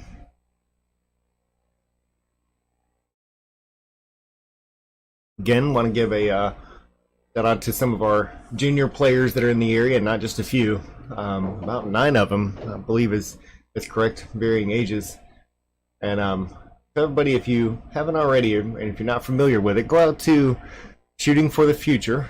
It's a Facebook page. They are a 501c nonprofit company that are helping to work with children that are got into playing pool, and even helping them with some of the travel expenses. They've got a whole bunch of them that are in a very large tournament coming up. And they could really use some help with some of the finances they're going to have to deal with. It's a lot of kids to send out there and a lot of expenses. So every little bit helps. They're looking for roughly around the $4,500 mark. And so anything that you can do to help them out, I'm sure they would be very much appreciated. We definitely have some champions. We were rattling off a few of them earlier. And it's amazing because we're not talking about children that are just good at their age bracket. These are just shots that are absolutely amazing. Some of them have gone to like, for example, just outside of Greece. I know Cody and Trenton went out there probably about 3 years ago now, to represent the U.S. They're part of what's helping out with that same organization. And that organization, it's pretty new to the area, but a whole lot of caring people is taking care of it. So make sure you show some support, if nothing else. Go out there, get some information, and send that information off by sharing it and seeing how many people can help them out. On top of that, they do have the different places that you are able to donate directly on their site. Great shot, Marvin. And as well as throughout the weekend, since we've got a nice long weekend and a couple more matches that we'll see throughout the weekend. Whatever we receive here is actually going to go to them as well. So whether it's with the Facebook stars, or you can look up at the top of the screen and see the different ways to be able to donate here, we're more than happy to try to help them out. Oh, look at that. Marvin's just off by a little bit, and it's costing him a lot of games here.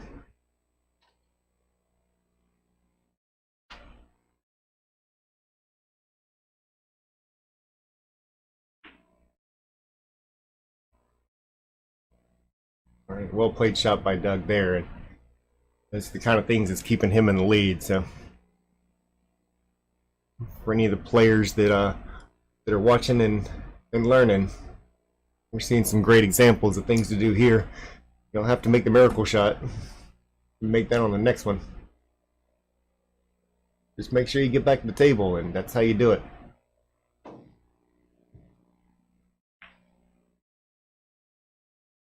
An excellent attempt by Marvin there.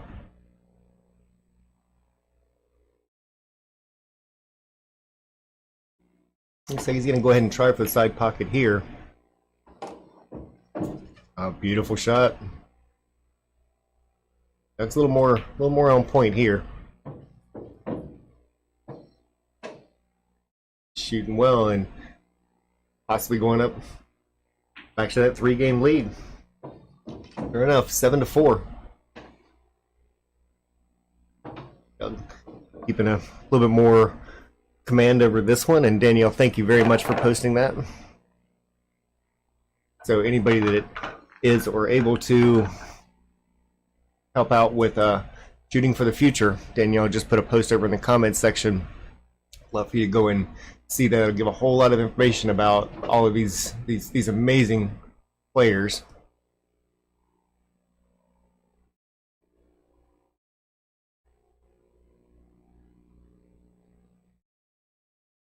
If you ever want to see how good some of them can shoot, there's a few different streams that are out there. One in particular is, follows the JIC International, and it's Roz. And man, I'm gonna tell you, it's absolutely amazing how well some of them can shoot. And I mean ones that can like barely see over a table.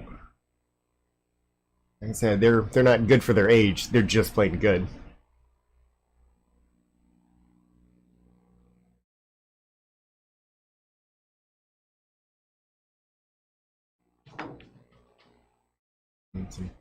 Marvin come back to the table. Got a little bit of a challenge here. Doug got a bit of a roll on that one. Didn't hit that 2 ball like he'd like to, but still finds a blocker in that 3 ball. All right, great hit. Is he going to get lucky too? It's going to pop out the edge and leave a combo shot. But again, you know how the concern comes up here. If all of a sudden you end up on the wrong side after the combo happens. Like he's going to find pretty close to the middle, leave it out. Kind of got the bottom rail, but it bounced off a little bit. He'll watch the speed and still be okay. But just a tiny bit short. Clear 3. It's going to start heading away from that 6 ball, the next one that he's going to need after this. Oh, but he plays it well.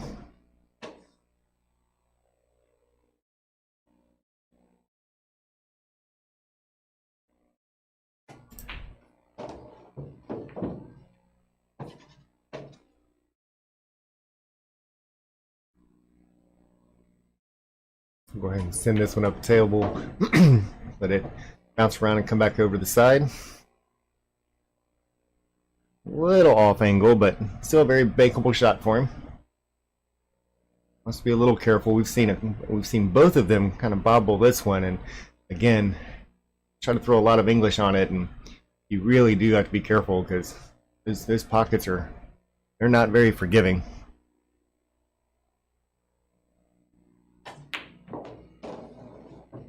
And so he puts a little draw to kind of help that one instead of trying to force that ball up table. Hits it nicely, leaves himself a pretty good shot on the 9 ball. All right, moves this one up to +4. 4-8, and Doug's still in the lead.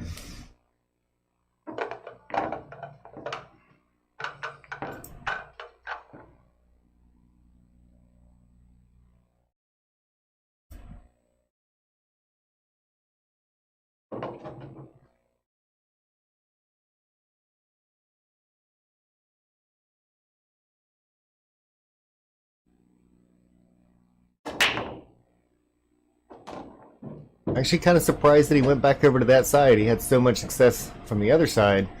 And this one, again, kind of comes a little high onto the one ball. Cue ball finds itself back into the side pocket.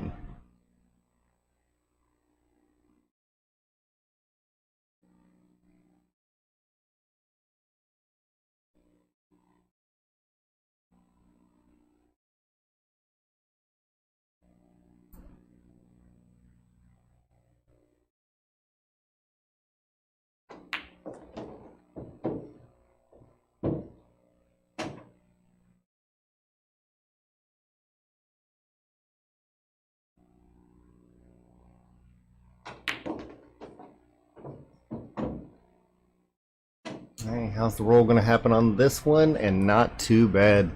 Gets back over on the other side. Three ball has a very open side pocket.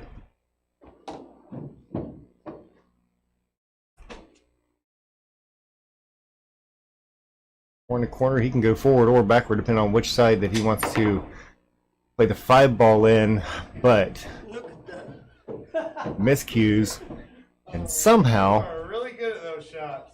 that ball once again finds itself into a pocket.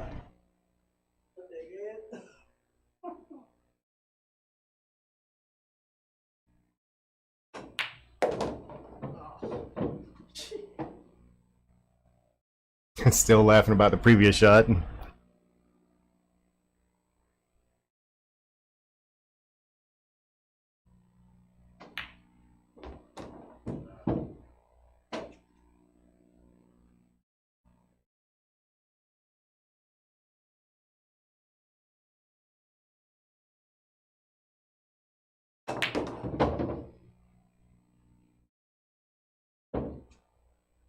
Alright, flirts with the side pocket a little bit, but otherwise, still pretty open.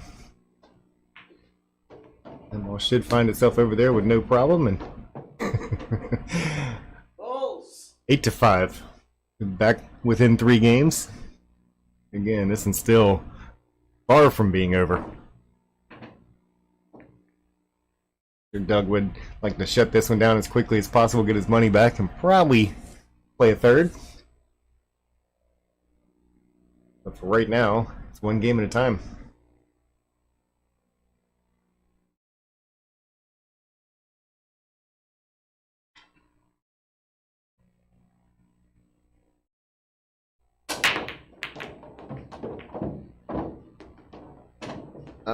Mr. Halsey, yes we do. We do have the place booked up tonight. It is not for a pool match. So we'll have to.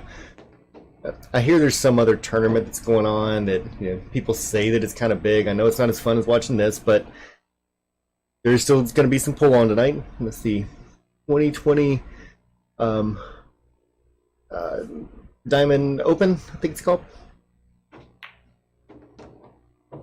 Been watching that for the last few days. Changed up the format a little bit, and matter of fact, going back to different posts that we've had on Billiard Livestream, one of them was about what do you think about that new format, where it's doing 2 races and sudden death if needed, and the 2 short races. That's rather than just doing the typical races to 7 or 9, 11, any of those kind of things. Marvin's having a little bit of a tough time here. Can't say he hasn't been getting some rolls because, well, we've seen some of them. Ben, nope, there will not be a match tonight.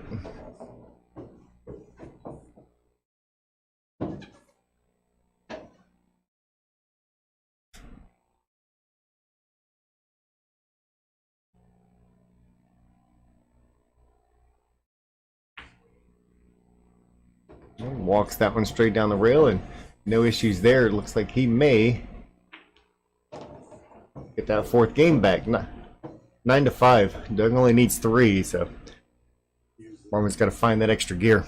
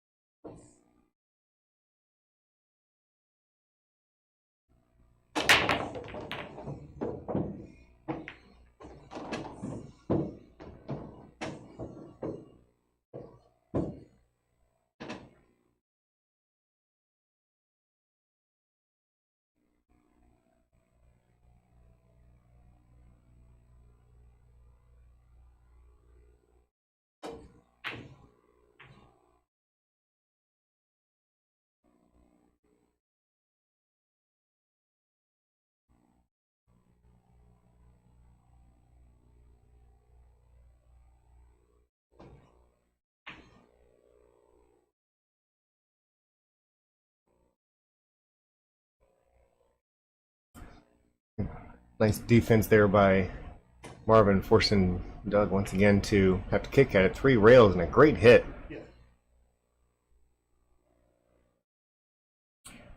He's Marvin almost straight in for 2 ball. Seen Marvin struggle a little bit through this set.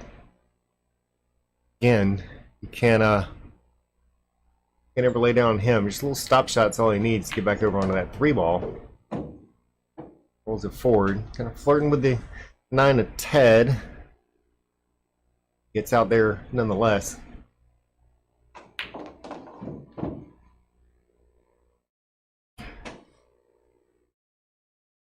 My ball's got a bead down here in his bottom left pocket.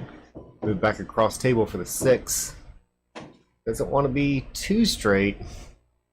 He's still sitting okay. It needs a little bit of angle, and I think he's got it. Played against that long rail and back out pretty close to where he's at. Oh, but jumps again. Whoa. Never mind, he's playing defense. It's a good roll out of that one.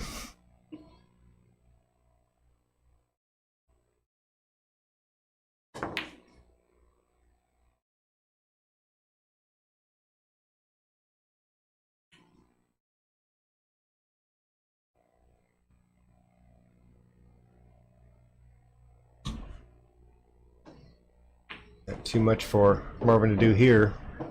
Just pocket the 7. It's automatically going to roll back up, leave him good enough on the 9 ball that Doug says you can have it. Don't want you practicing shooting 9 balls in.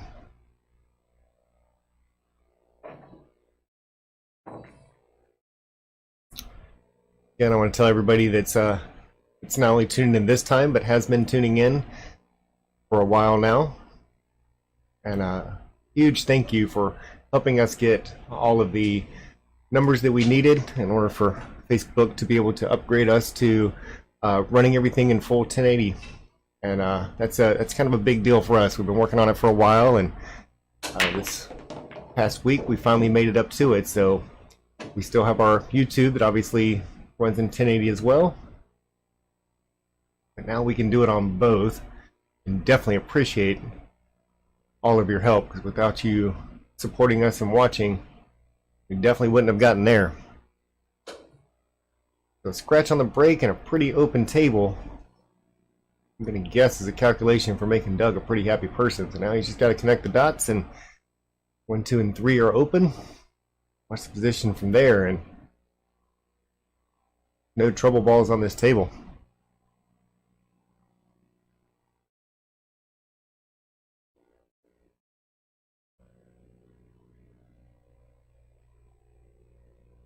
Doug just going to roll this one forward, put himself into position for 2 ball. Give himself a tiny angle so that he can bounce back out for the 3. Try to stay as far away from the 5 as he can. Little draw shot here, and maybe playing the 5 on the side. Yep, slow rolls it. He's perfectly comfortable with that one going all the way back up to the corner. Oh, probably should get the 4 ball too. See, I can't count.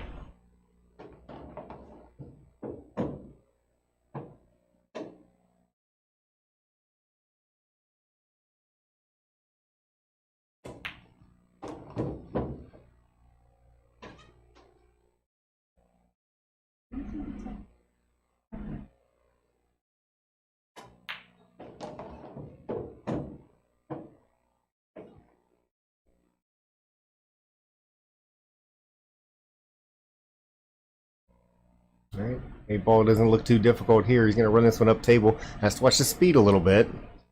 That's about it. A little inside English. Oh, decides to go ahead and play the little bit tougher shot on the 9 ball instead of taking that chance of going all the way up table, and I like it. You're okay with that slightly tougher shot, and that's the way to do it. Oh, that's getting close, but he's still okay. 11-6. And that's going to put Doug on the hill in a good position to get his first 500 back.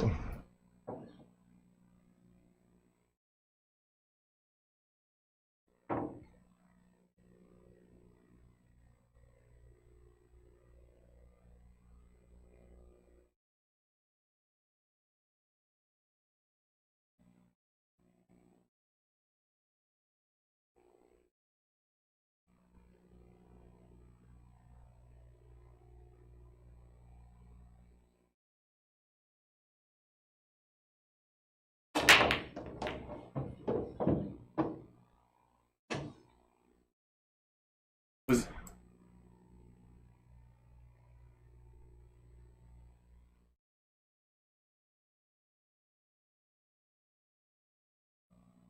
all right, so a good break, and tough to call it an unfortunate roll when you can roll a cue ball around like that. I'm sure he would have liked that to have been behind a 3, but I'm sure he's also perfectly happy with where it ended up. Marvin's going to play kind of rail first and tap that 1 ball out of there. All right, good hit. Does get it past the side pocket, so ends out not too bad.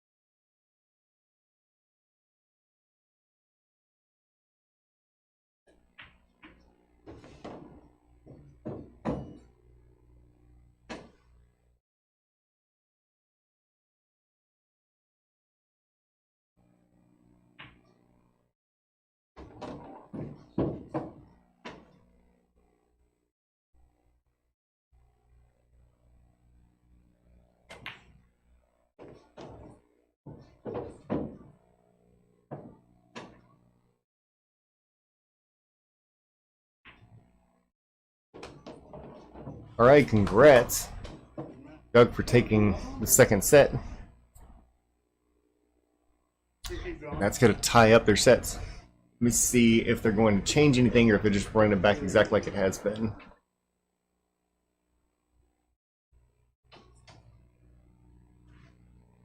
Keep going. Yeah.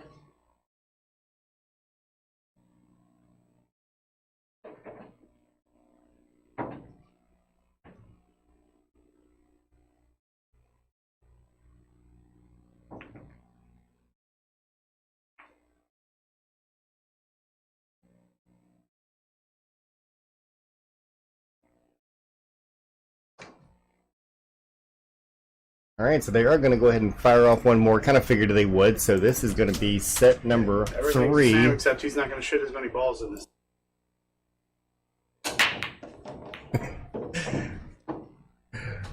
So they're doing set 3 of 3. That one's go ahead and put everything in. We've got it listed at the bottom for everyone.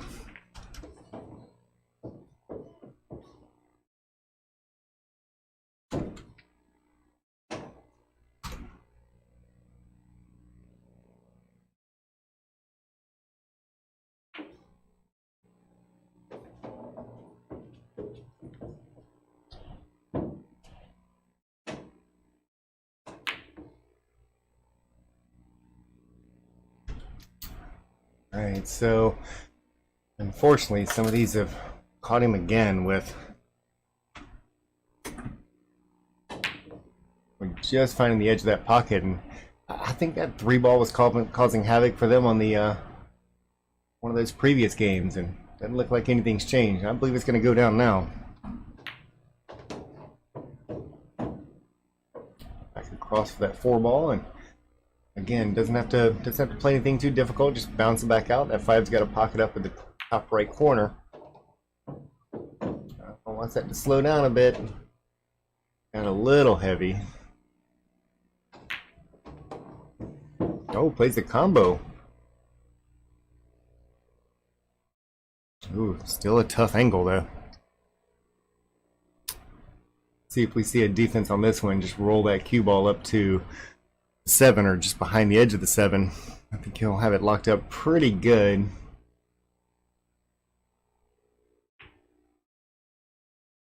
I tried. It just rolled out a little far, so Doug is going to have a open hit.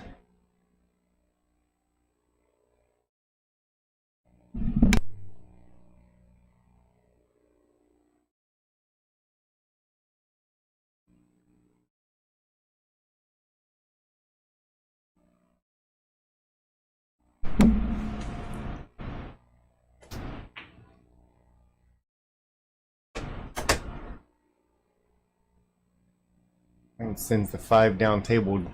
Good speed as it does stay right on that bottom rail. Looks like they're fixing the scoreboard up there. It'll fix itself here in a second whenever he hits the start button.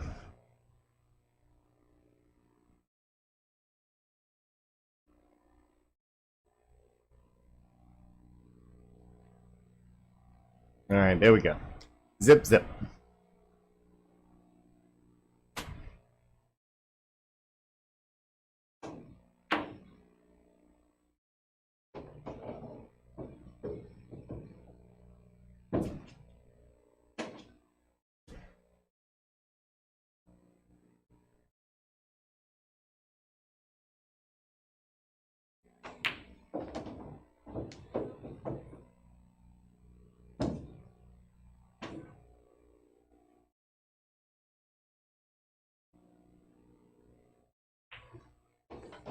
All right, Marvin taking care of game number 1.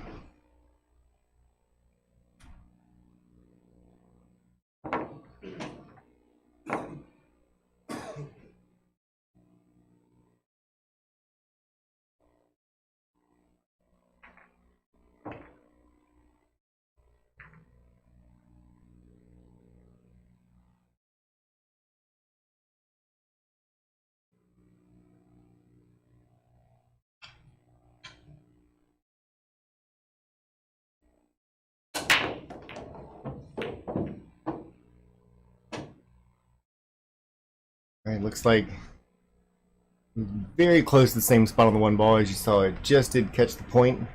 Does pocket a ball though, so no harm, no foul. 1 ball does not have pocket where it's sitting. Play a bit of a defense here, trying to get. He was trying to get the cue ball behind the 9. Got it a little thick. At least he did get it with the 3 ball in the way.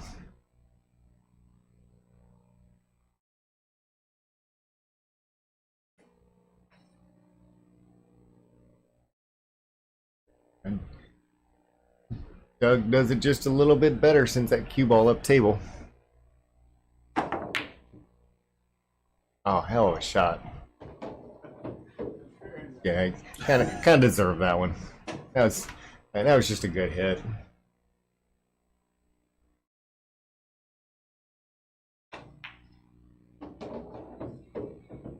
Oh yeah, Marvin's back. Uh-oh. Uh-oh.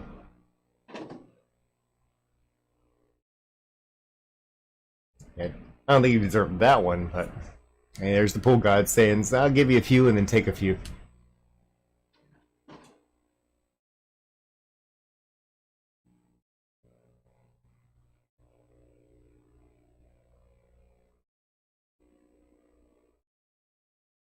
I'm just gonna draw this one back up, might rub that side rail, and that's one of the bad things, is kind of playing it that way where you're trying to just give it a little bit more distance. Tendency to catch that point seems like more often than not. He's got a good defense opportunity though, so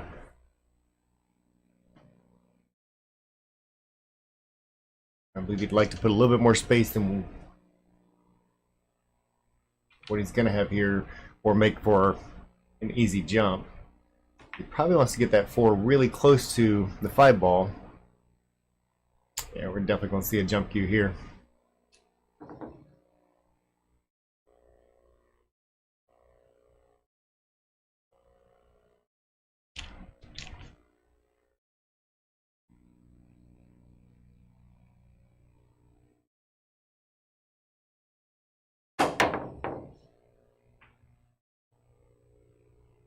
Good look. How lucky is he going to get? Oh, look at that thing head that way.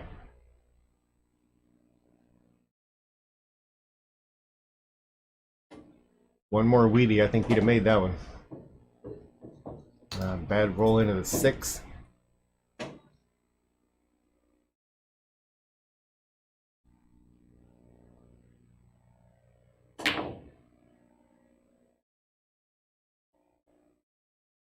Tries to carry him the 5 into the side pocket and hit it with a speed, so if it didn't go, maybe something would. Taking a little chapter out of one of Marvin's last shots.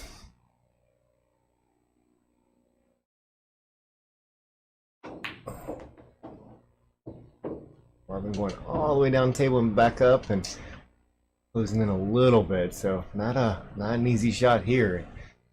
He's finding himself a little too often in this same kind of position. Shooting good, making balls, but sometimes just making it a little tough for himself.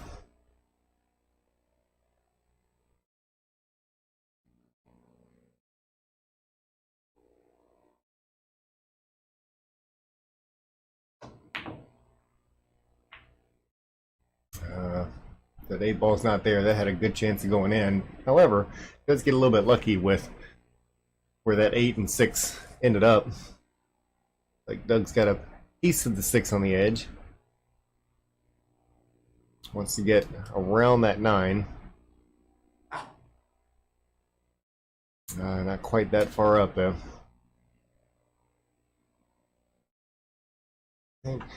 Marvin with an opportunity here. See how he plays it. If he bumps that 8 ball, we bump it pretty soft. Set that 8 ball up for a side or top corner pocket shot.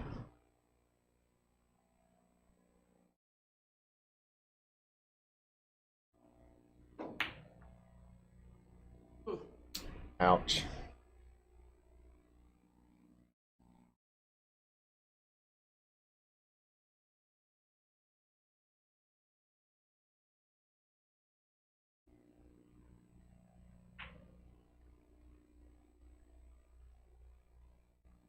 All right, another defense by Doug there. Does plant that 8 ball into the middle of the 2.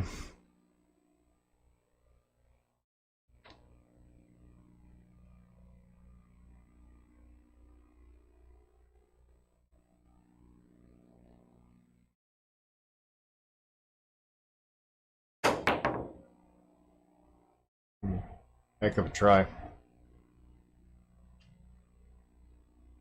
little bit of distance isn't I don't believe that's going to phase Doug too much here. You can actually just go forward and go to this short rail and bounce that right back down. Wanted that to come down a little further, make it a little easier to get on the 9 ball, but I'm sure he'll take it. Slow roll this one in.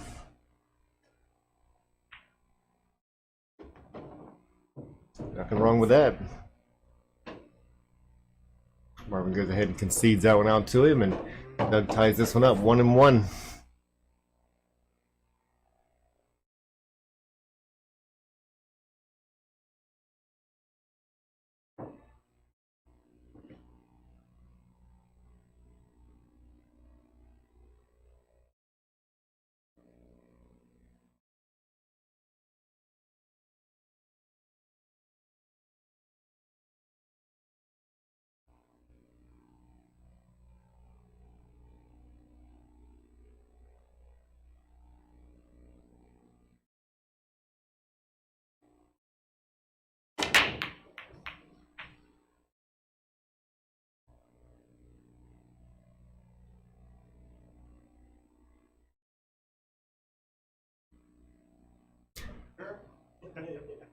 Dry break and no shot on the 1.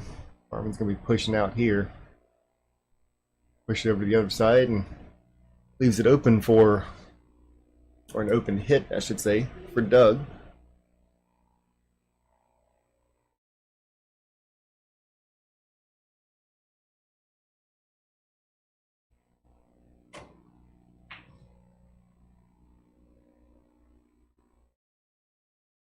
Doug trying to put a little separation on it, doesn't get the two exactly where he wanted to.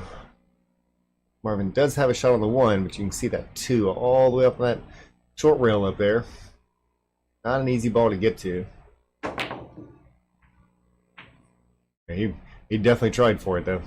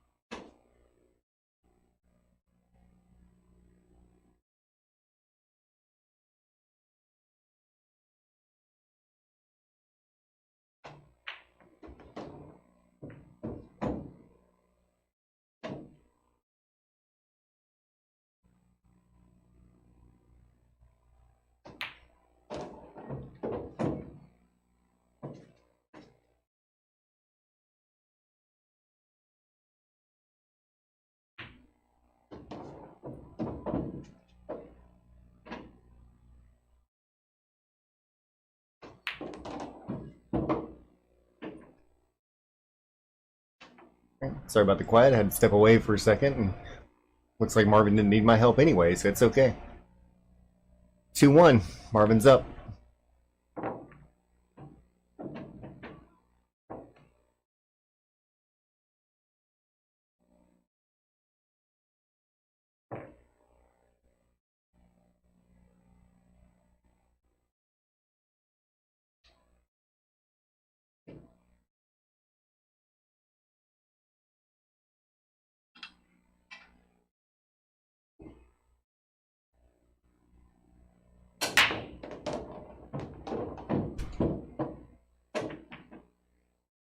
Alright, one ball's down. Looks like that two's gonna stay open.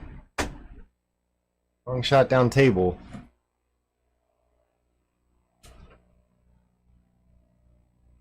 They played quite a few games up to this point. So we're up to 20, 30, 38 games. Not counting this particular set, so they're over the 40 game mark.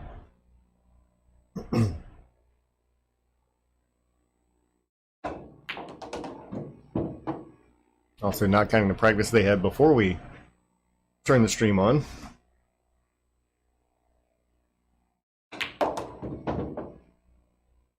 Nicely done there as he draws it back around 2 rails and lines himself up very nicely for 6 ball. You just leave it over on the side if he wants to and play the 8 up or the 7 up into the corner. Punch this one forward and might have an 8 ball on the side or 8 ball in the opposite corner. Like side pocket, and is looking pretty strong.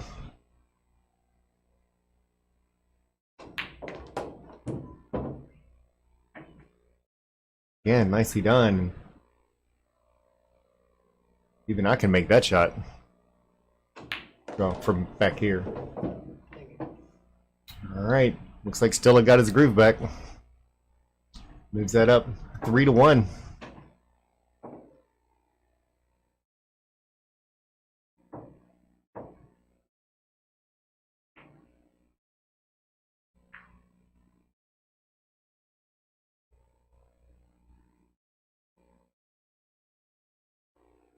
Want to make sure to remind everybody to look up the Shooting for the Future on Facebook. See if we can help them out. More of those kids out there shooting pool and shooting it the right way in some of the tournaments that are really, really driving them to play this game.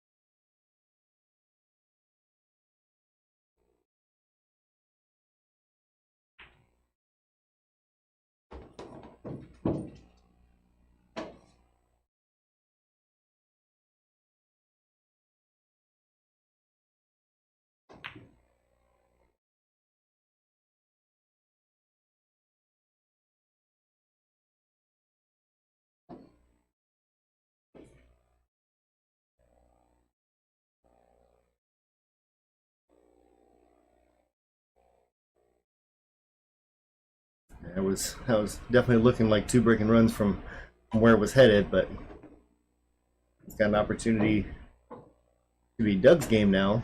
We've seen it go back and forth. Again, they've played quite a few games, so we've seen a few mistakes, and there's a good chance we're going to see a few more before it's all over with.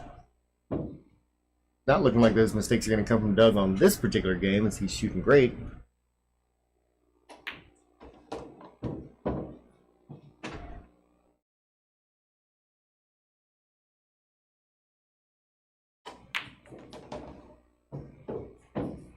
Drifts that one over for a nice corner shot. Marvin tells him go ahead and take that one. Now within 1 game, 3-2. Keeping it close.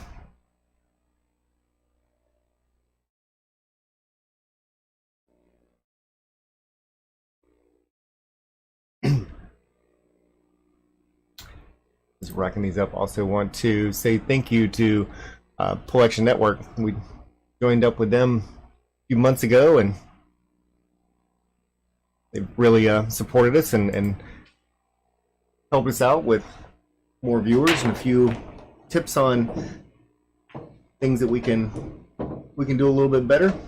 I always appreciate that. It doesn't have to be just from them. If any of our viewers, you got suggestions, I am always willing to take them. This has been a whole lot of learn as I go kind of process. No background in the audio video type industry. We've been doing a whole lot of figuring it out, and if you know of mistakes that we're making or about to make, feel free to point them out. Every once in a while I do learn from others. I don't have to make all the mistakes myself. Alright, so we'll see if he decides to go ahead and play this one. Looks like he's set up to go ahead and play the 6-9 combo after this.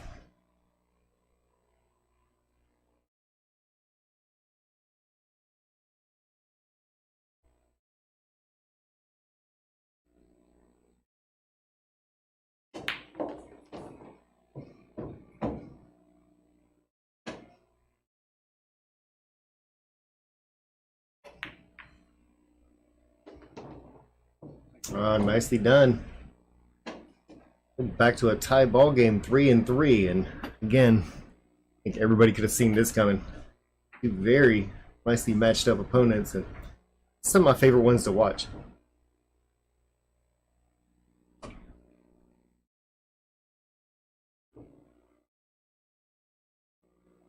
Ones like this that definitely make it all seem to come down to who makes the last mistake or capitalizes on the last mistake.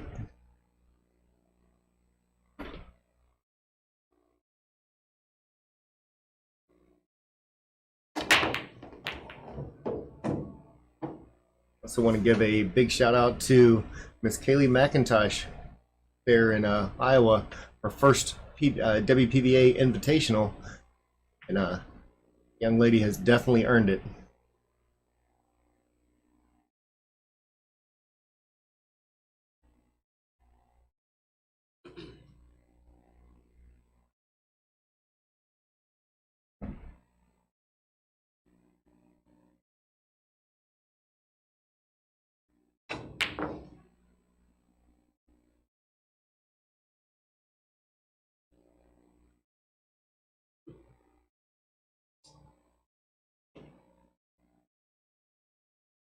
I'm getting just a little bit wild on that one, and this isn't a easy run out. We see where the 3 ball is. The only biggest thing that helps him out with that one is the blue 2 ball over on the left hand side. Might help him be able to get position on that 3, but it being stuck behind the 6, we may see a defense after this one. Looks like what he's lining up for, and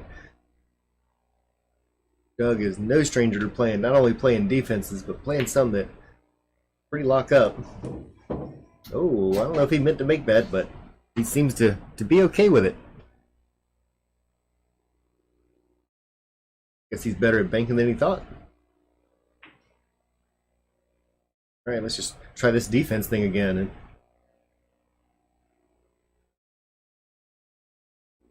really like the way that he's been just kind of controlling the table. If he's not real confident on a shot, he's locking up, and somehow Marvin does that. All right, good hit. There goes the 9 ball. Guess it wasn't such a good roll for Marvin, and see if we've still got one. Did I miss it? Oh no, we got it. All right, let's take another look at that.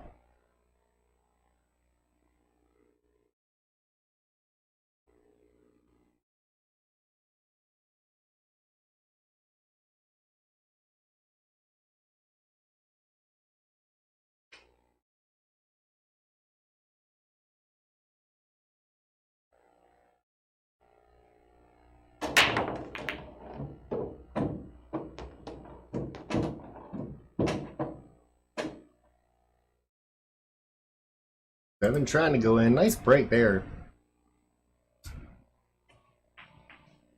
Like another combo. He's obviously getting pretty good at those if he's trying to kick 3-way combo 9 ball. Whole lot that happened on that one. Uh-oh.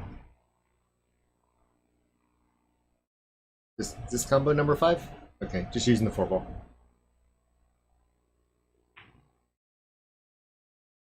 Oh, decided to shy away from that one. Knocks out him pretty heavily on that 9 ball. You can look overhead on this one. Oh yeah, he's stuck against that one pretty good.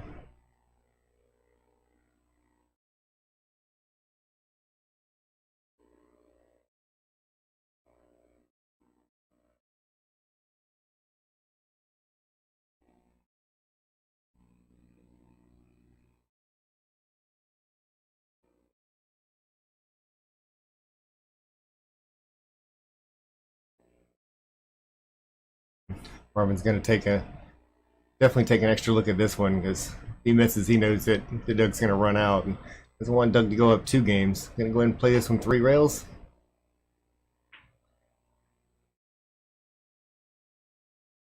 How do you hit that? That's a pretty good shot. I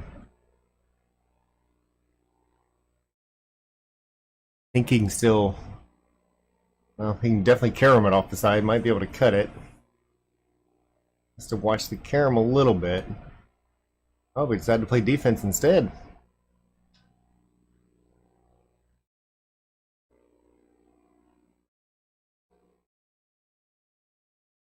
A little bit of a defensive battle going on here. Tell if he got it behind the edge of that or not. Look at it from here. It looks like he might barely be able to touch it, but man, it's thin. He hits it great. Now where she stops, guess we'll find out.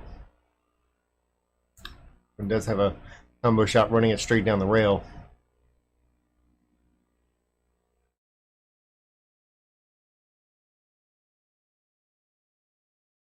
At least you have a guide using that side rail to kind of help with where that perfect shot is. And instead, Marvin decides to go ahead and play a defense. Doesn't quite get that 4 ball behind the 8. Still leaves it a little bit tough. If Duck can get to what's our right side of the 4 ball, yeah, he'll play another defense back at him and let Marvin try again. And I think that 4 ball might have stayed out there.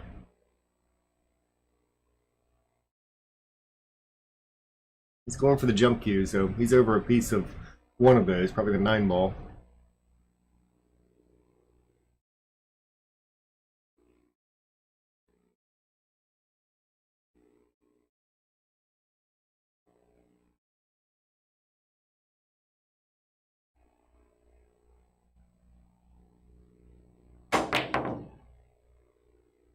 Whoa, that was a heck of a try right there. It's okay with the leave as well.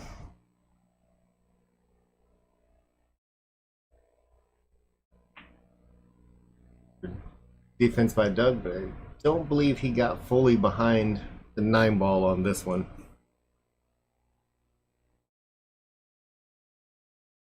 Now there we go, being all wrong again. Picks it up table. Is that going to find its way in? Nope, right by the pocket. Doug's going to be okay with this one.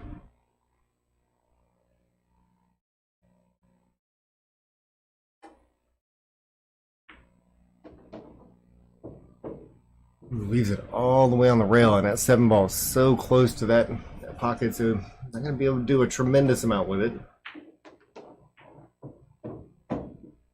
But it ends up pretty good from there.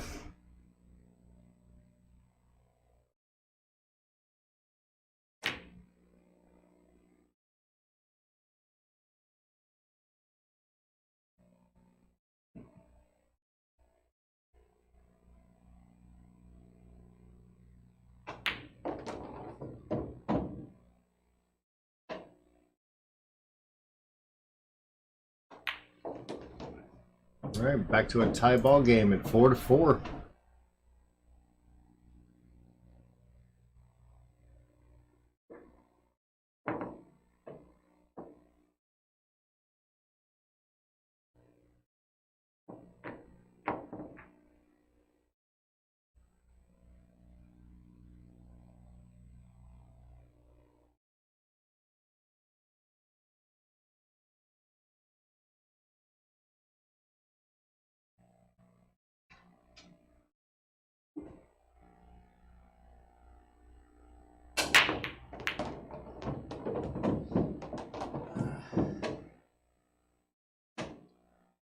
Ball finds its way into a excuse me, cue ball finds its way into a pocket on that one. Anyway. Fortunately, cue ball finds its way into a pocket for Marvin.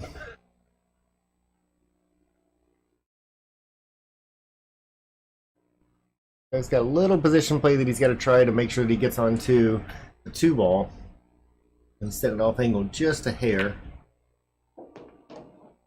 Oh, how's that going to come out? Well, that's pretty darn good. Definitely a favorable roll off of that 4-ball. But play this one rail and back out for 3. This is all pretty close to a drill. Down the short rail and back up for the 4.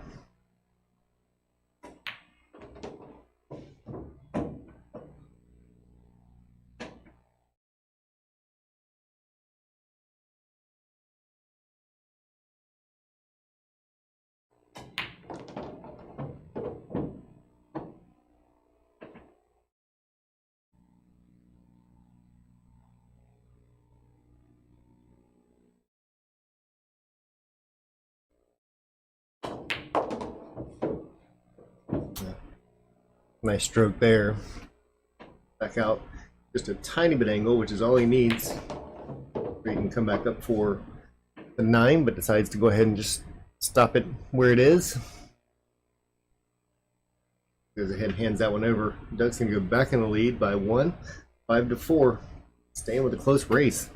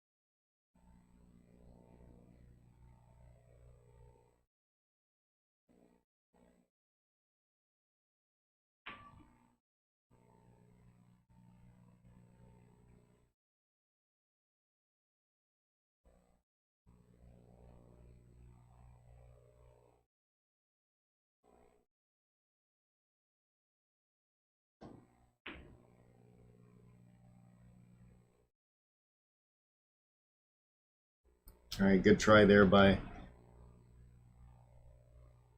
Marvin. Does get the 1 ball to go down table. Almost pockets it into the side pocket. I believe he caught everything that he could of it. See how this one ends up. Marvin's going to have a look at it. That 2 ball is still not sitting in a very nice place.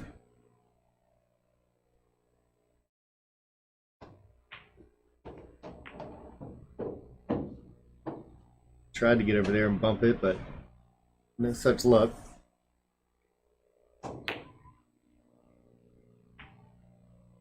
Ends up hitting that one straight back across. Going to be a pretty easy, pretty routine shot for Doug here.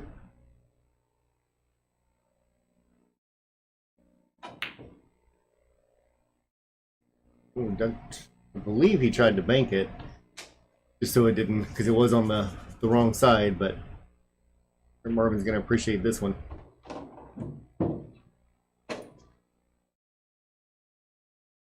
Marvin let the cue ball go a little bit too far. It'd still be okay. Ooh, use the whole pocket though. Now it's at 7. I believe it's still got a pocket, but it's definitely a little tighter than it was before. He just wants a little bit of angle. The 6. Could actually play it down to the other end if you wanted to. Go ahead and play that whenever you wouldn't do that. That's just bad luck there. Played it good, but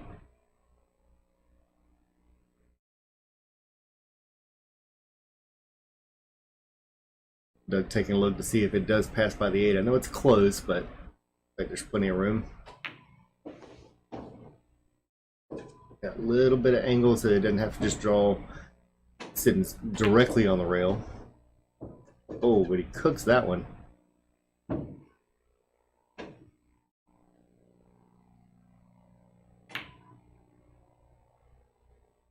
Little high.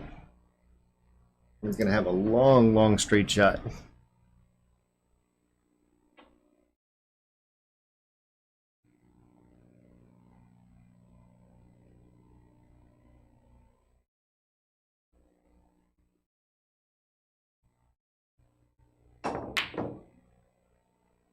He's still jumping up.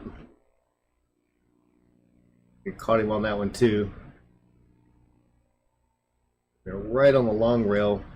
Bad place for Doug. He may try to both bank it and use the speed. In case it misses, just go ahead and put it in the middle of the pocket. You don't have to worry about it missing. Doug's going to go up by 2. Halfway to where he wants to be.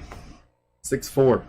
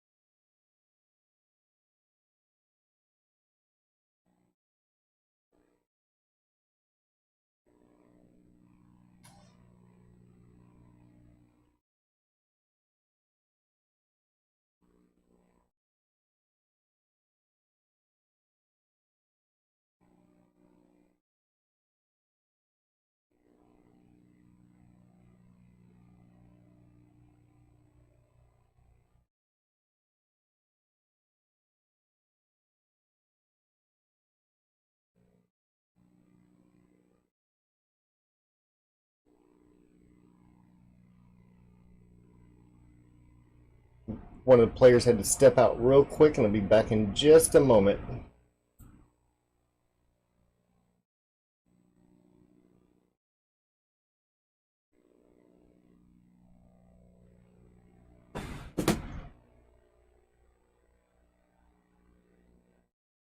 So you're coming to South Florida, huh?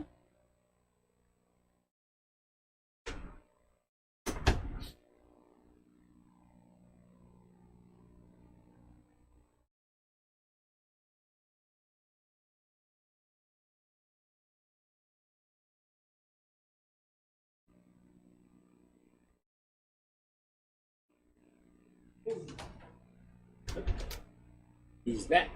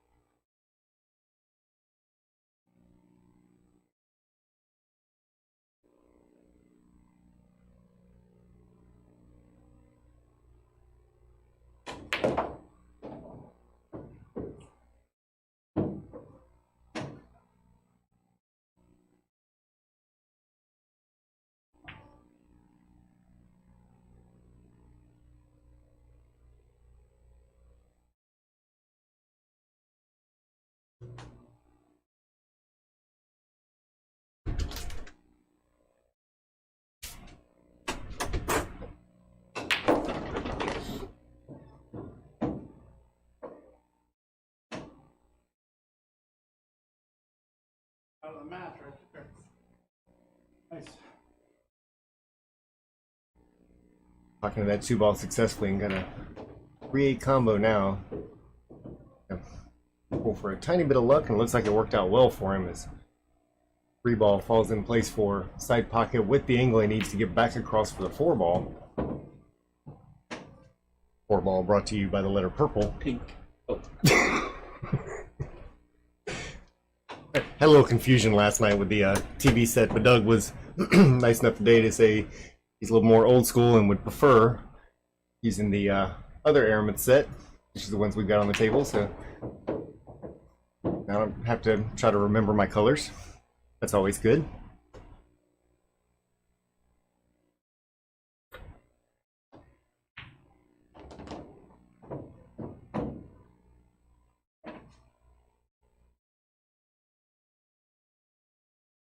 Go down to that short rail, probably even the long rail on the left side, and get himself on the 7, but wow.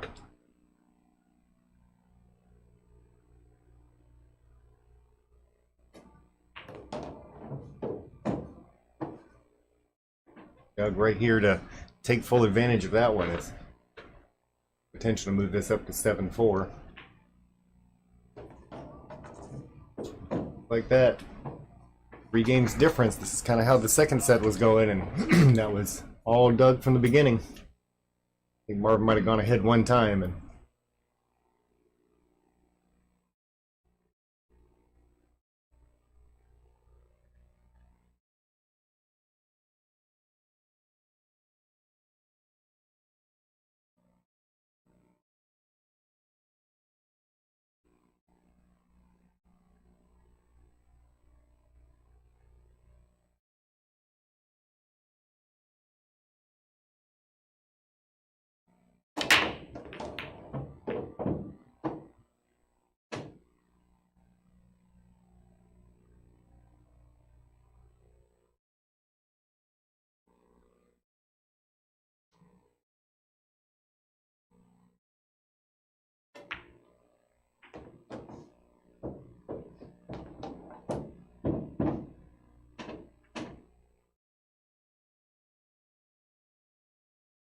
and Doug's shaking his head a little bit. There's something about the position he's just not real fond of, but like, see where the problem was. He already saw some of that in the way. I want to see another defense. Might even try to see if he can get the, if he was trying for the defense or if he's actually trying to carry him the 7.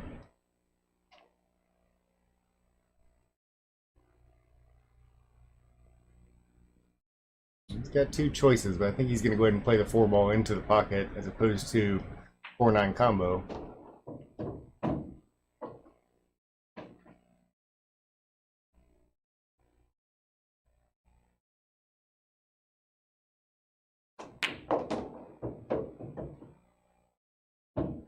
Keeps it a little bit long.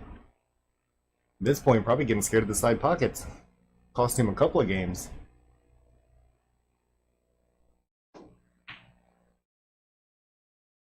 Oh, under hits that one again.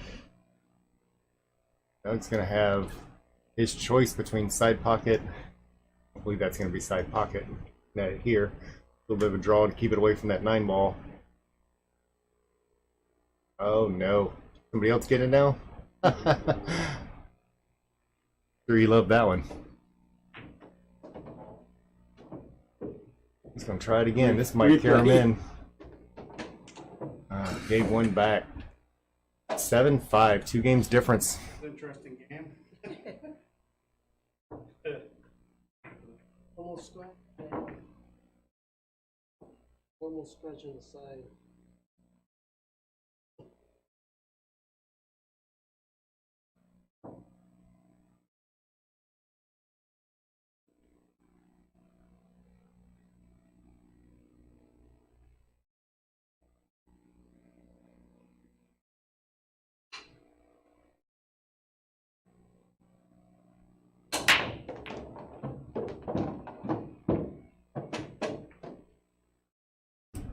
It looks like Marvin's okay with that break again. 1 ball finding itself in the side pocket. 2 balls down. Shooting at the 2 now. 3 ball's not sitting too bad, but he does need to secure this one. That's pretty secure.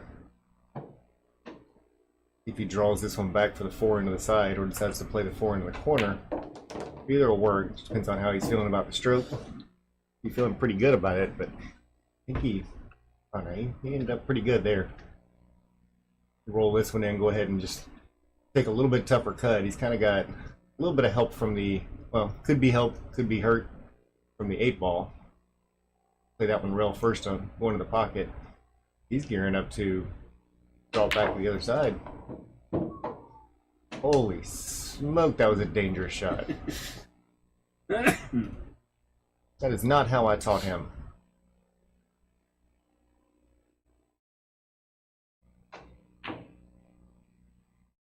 Alright, one pocket's working out. Be too difficult from this point. Shouldn't. I didn't go any further than that, just FYI. Gives himself that little bit of angle that he needs to get back around. Just wants to, I'm not going to talk about it. Alright, let's blow the side pockets.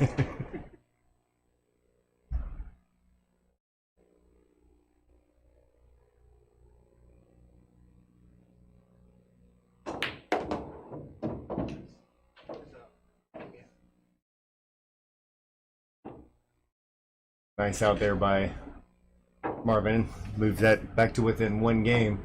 7-6, and I see Doug's pulled up our stream. Doug, appreciate your support. And no, sir, you're not the worst.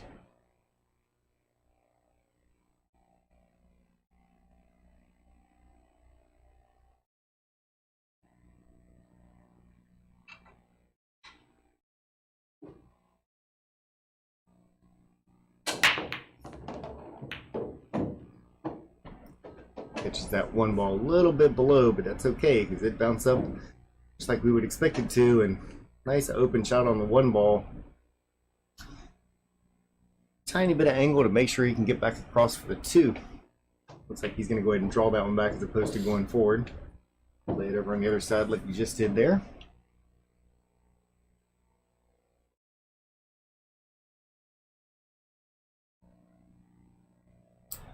The 3/8's going to be a bit of an issue after this one.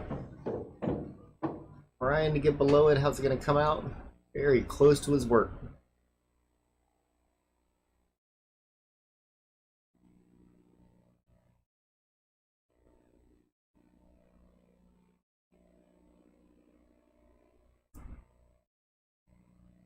Actually, could play that to the middle of this short rail here, draw it back behind the 8 ball. No, he's still playing 1 pocket. Oh, heck of a try and a good roll.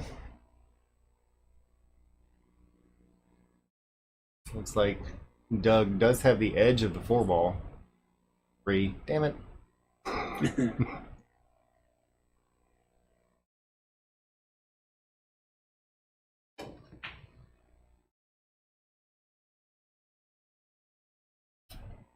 How's that gonna come out?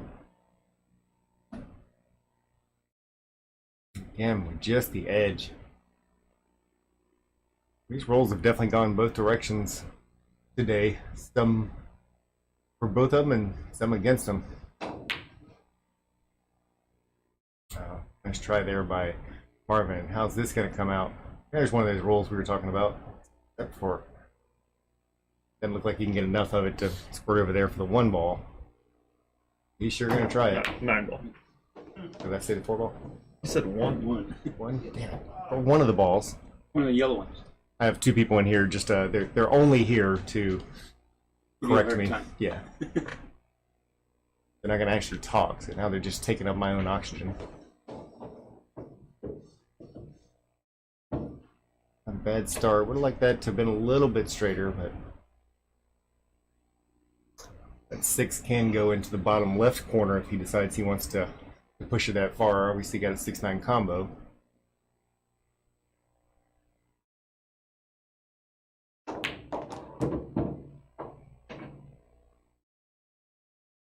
Oh, that's how you get there. All right. I was thinking a different way, but he's the one at the table, so. All right, might see a tie ball game.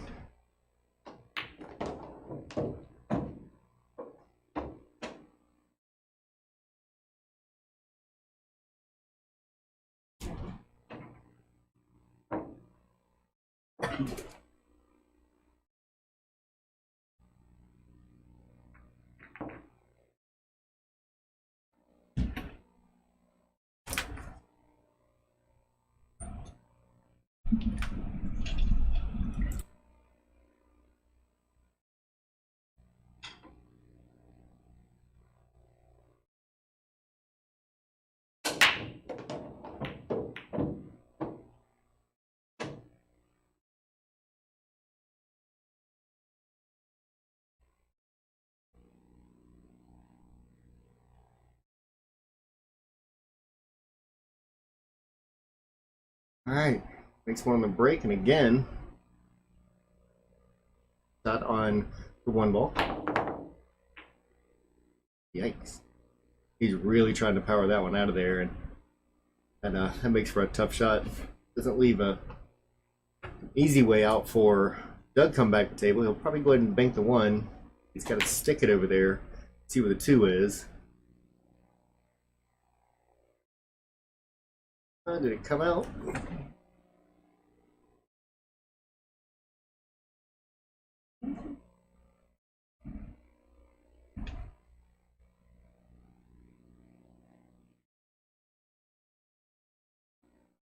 Well, you can definitely see part of the one.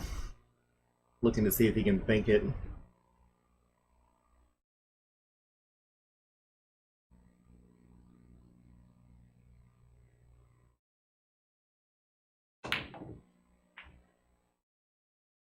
Oh, good try. Also got the two ball out.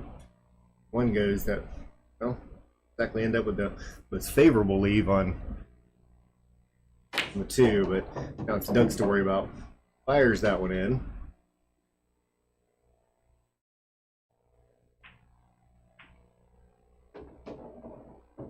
Oh, uses the entire pocket, but that's okay. What you pay for? A little bit of an angle on a three, so it should be okay here. Splits right between that 5 and 9, and that was a good shot.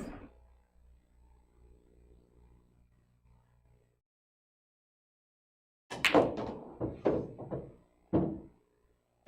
think that one kind of died on him a little bit and a little more center ball than he wanted to. Didn't get hooked behind anything, so it's all right. Ooh, undercuts that one. Huh.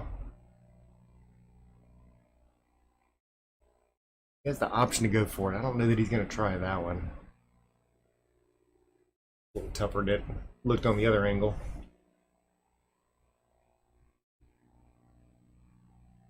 If he misses this one, there's too good of a chance that Doug's going to be able to get out.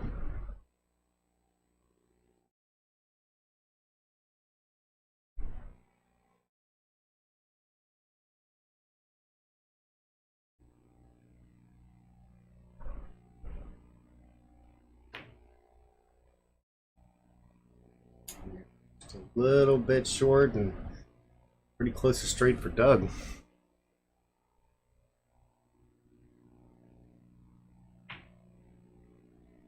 Mr. Alex Dunser, how's it going today? And thank you very much for the stars there. Always appreciated.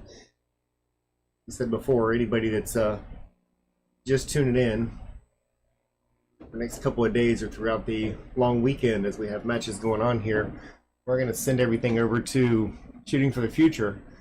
Help some of the kids that are getting ready to do some traveling. I think there's about 9 people. Matter of fact, in the comments a little further up, Miss Danielle put a post kind of giving a little bit more information about it, but regardless, you can always go to the Shooting for the Future Facebook page and find out more information about it. They are a 501c company, so it's not like just, you know, somebody taking away the funds. It is definitely going where it's supposed to. They have been working with a lot of kids and teaching them how to play this game or sport, whichever way you want to look at it. Let's do everything we can. These junior shooters are absolutely amazing shots, and there's a whole lot of them that keep finding their ways into the different invitationals and winning quite a few of these tournaments. Said it a few times a day, and I'll say it again, that they're not just good for being junior players, they're just good, period.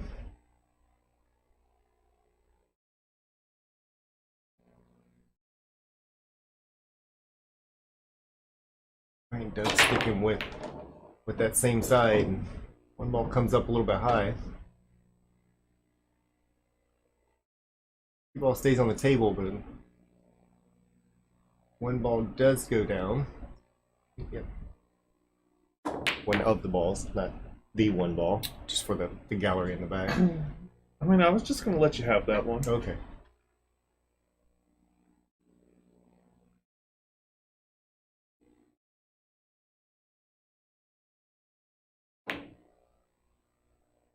Or we're just going to send that one up table. See if you can get it behind 9 ball and close, but not quite. It is a cuttable shot from where he is, though. Just like that. Is that going to come up enough for that 2 ball? Yes, sir, he did.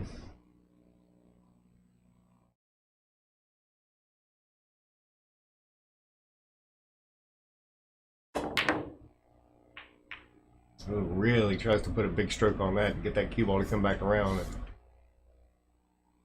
does not work out. Marvin now has a shot in the top corner.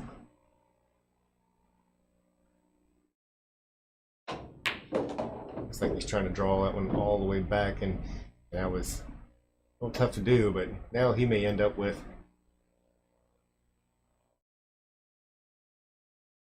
a combo opportunity. 9 ball sitting right in front of it. That's pretty close to lined up like he would want it.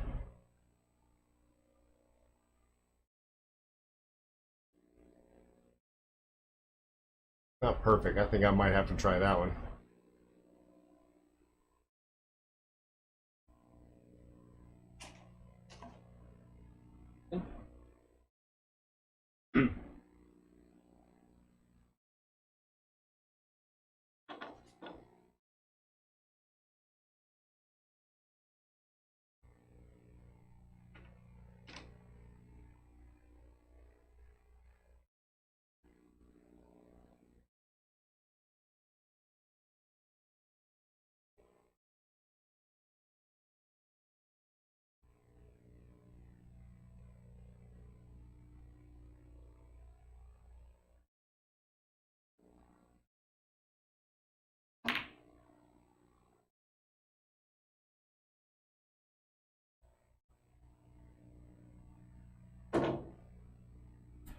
Nice attempt there by Marvin. Does open the table up a little bit. That 4 ball can go into the side. He decides he wants to just run this one up a little high.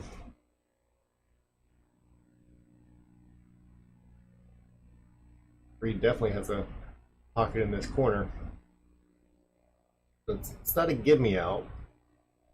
Doug's been so good about playing defenses on a lot of these that he has a lot of options.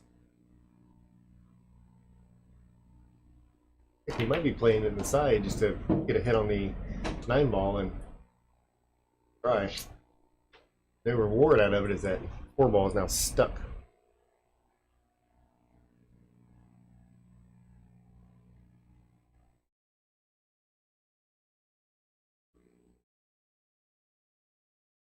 It's Marvin a long shot here, and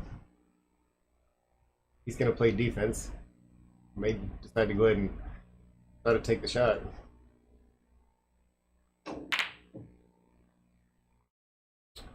He gave it hell.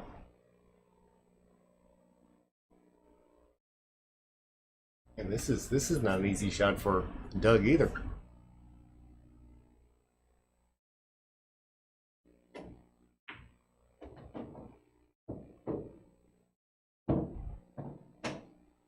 Oh, that thing just keeps rolling. Back on the rail again. They have to play some rail first.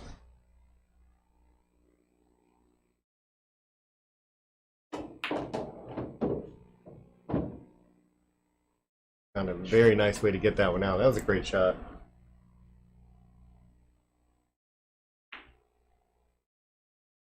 Oh yeah, he's in a pretty good stroke right now.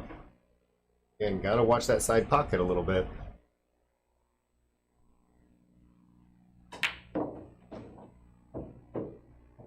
Go ahead and play it to the other side, and very nicely done.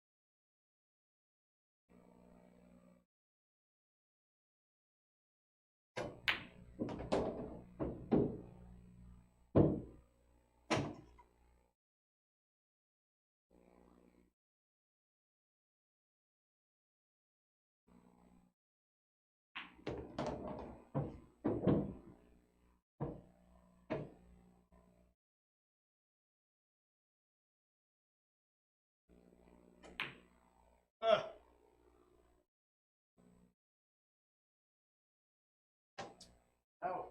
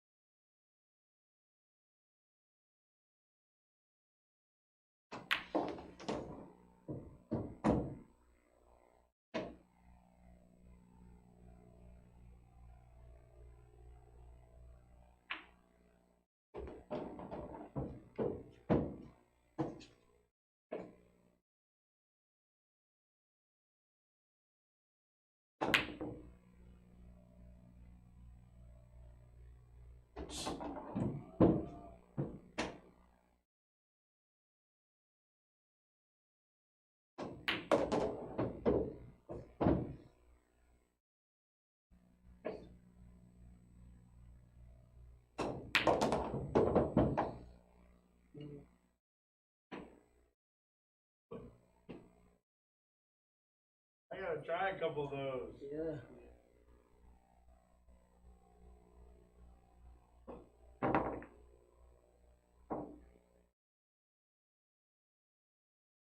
I learned it from Evan.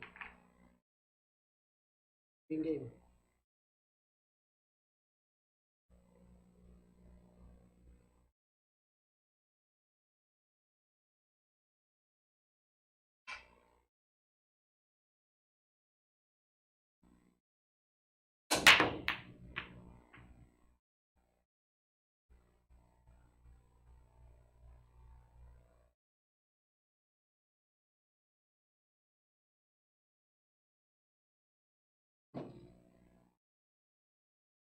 Sorry, folks, had to step away for a brief moment there, but and these two in the booth are they just don't want to talk. I don't understand. Haven't had enough to drink or something. It's way too early to drink enough to start talking. Plus, I got all my talking out last night. A good hit. I heard you guys were picking on Smurf.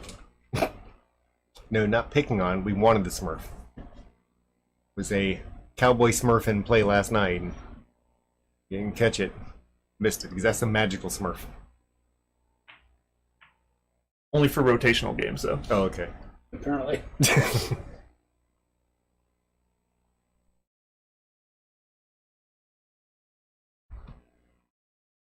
think he's got, I don't know if he's got enough to get a really tight defense. If he can get on the other side of that 5-ball, 4-ball comes into play with making the kick a little tougher.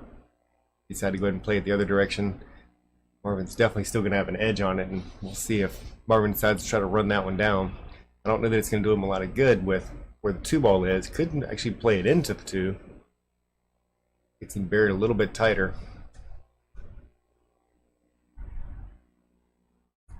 Sure, both of them can see there's not a whole lot of reward out of making that 1-ball.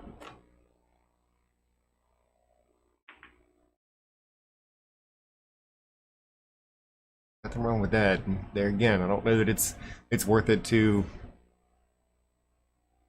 try to make the 1. Not unless he thinks he can get down there or get across table. Nicely done again.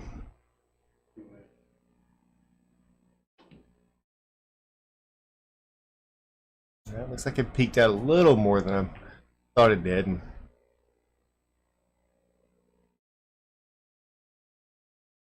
I can see Marvin trying to shoot for this one, but I think that 4 might be blocking the path to get back to the 2. He is on the other end of it. You're gonna fall right by. Wow, how big is that 5-ball?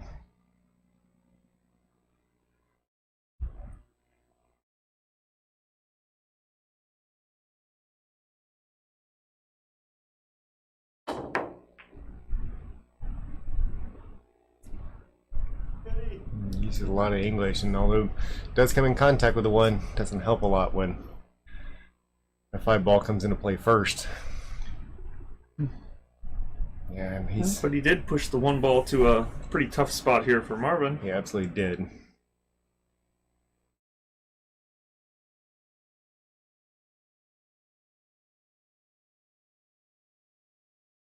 Go ahead and cross-bank that one, but again, he's got to not only make it, but get back over the 2, and that shot just wasn't there. Marvin doing the smart thing and trying to play a defense. How's this one going to come out? Right by the pocket. Now he's got an angle.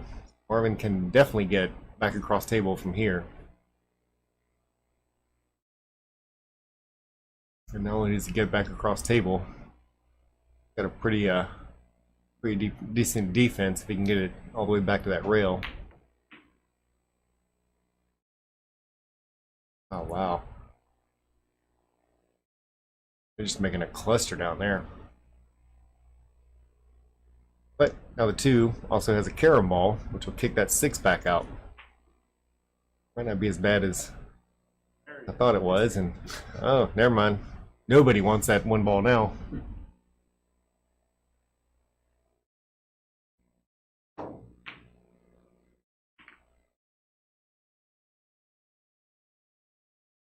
hell's going on? Almost open again. Dude.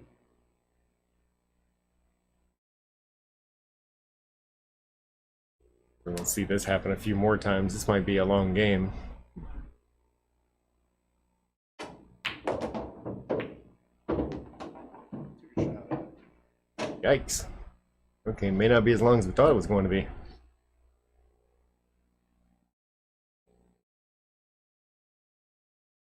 Oh, he's planning on pushing that 8 ball on top of that 2.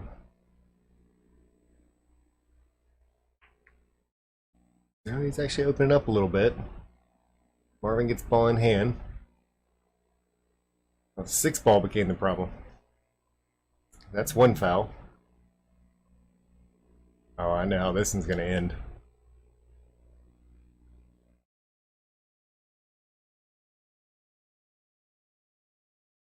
This is one of those reasons that you play the 3-foul game.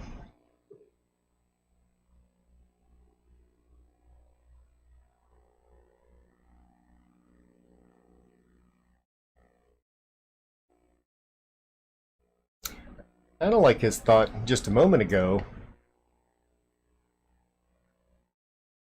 pushing that 8 out there. See if he goes back to that thought process.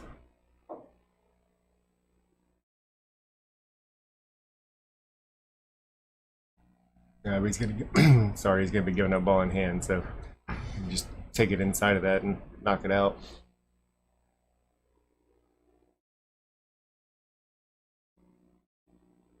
Trying to find a spot that he can set it down.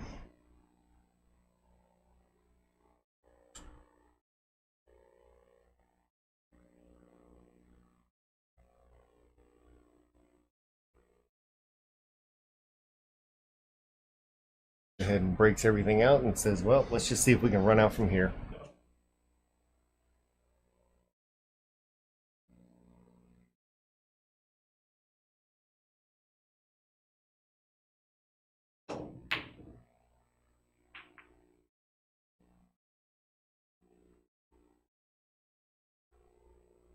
Long, tough shot.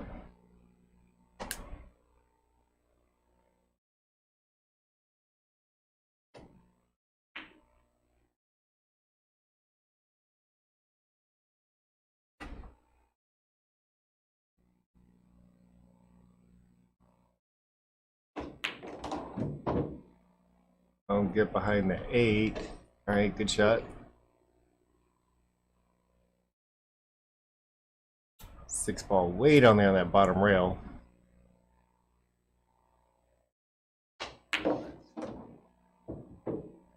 Yeah, but no problem at all.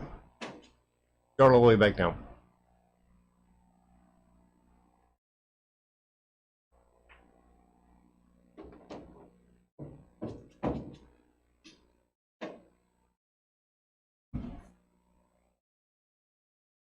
Gonna draw this one back to the bottom rail and back over. There that was a little bit more. Just has to run the 8-ball all the way up. And ball's sitting there waiting, so it doesn't have to worry too much about position play. Oh, did it catch it? Wow, what a great shot. Goes ahead and concedes that one. We're at a tie ball game, 9-all, race to 3.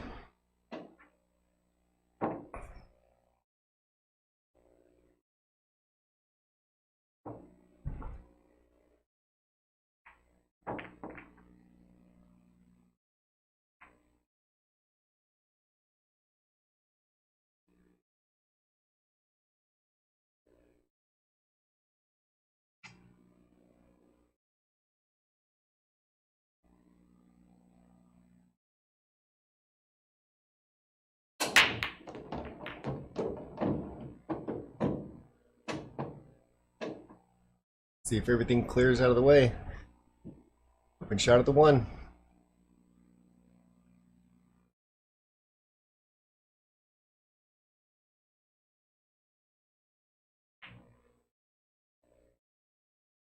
Oh, undercuts it again.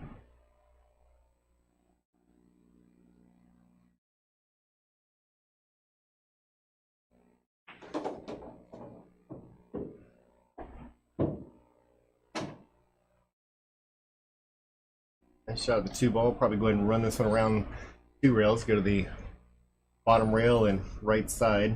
Come back around for 3.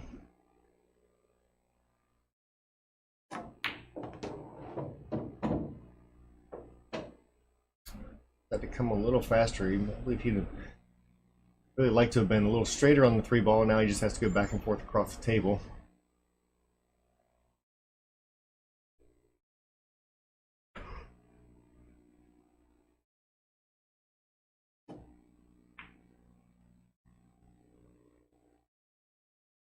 Definitely didn't get that one quite over as far as he wanted to. Marvin knows this shot very well. Looks like that 3 sitting right at the bottom.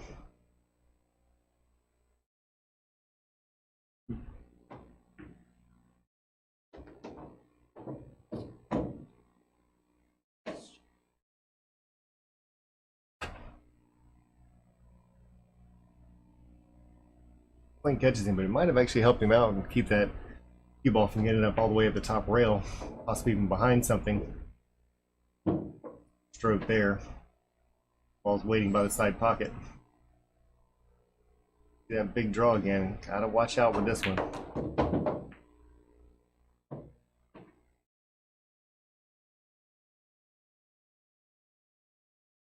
Ball slows it down a little bit and makes the position on the 8 ball a little tougher. Again, you can just concentrate on the shot and let it roll around a couple rails and back out for the 9 ball. Overcuts that one.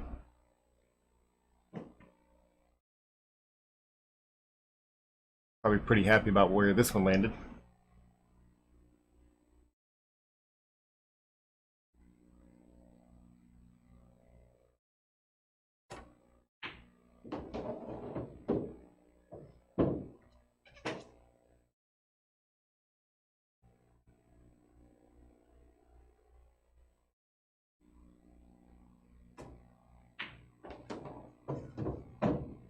I think 10-9. Doug within 2 games of finishing this one off. Of course, this is the tiebreaker set. You can see at the bottom that Marvin won the first set. Doug wins set number 2. Both those were actually pretty close, with the first set being 12-8, second one being 12-6. One is to determine it all. After all these games played, 2-3 race. Doug with a small advantage. Oops.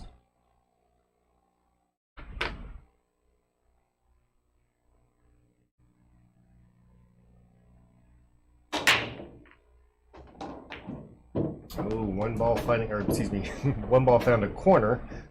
U ball found the side pocket. See how Marvin works with the where that 3 ball is.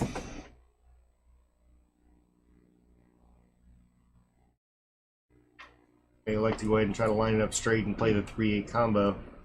Just has to make sure he hits that 3 very straight. Actually line it up to go on the other side.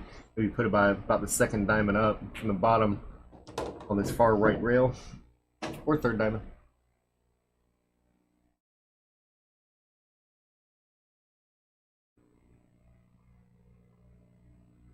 Roll this one up for that 4 in the bottom. Wow.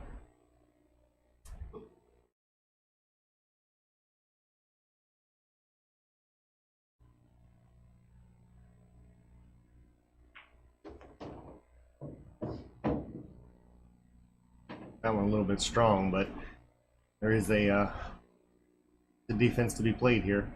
Be a little careful of it. That was a good shot. Locked that one up pretty tight.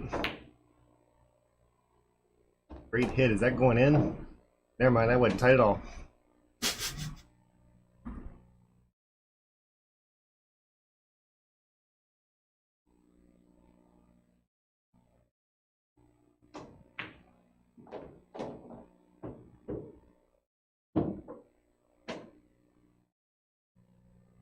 I think somebody forgot to tell Marvin that when you make a great shot, you're supposed to miss the next one.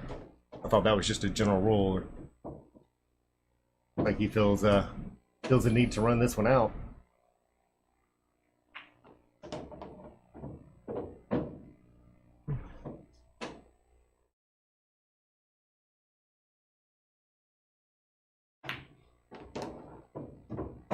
right. 10-10. Once again, after all this, race to 2.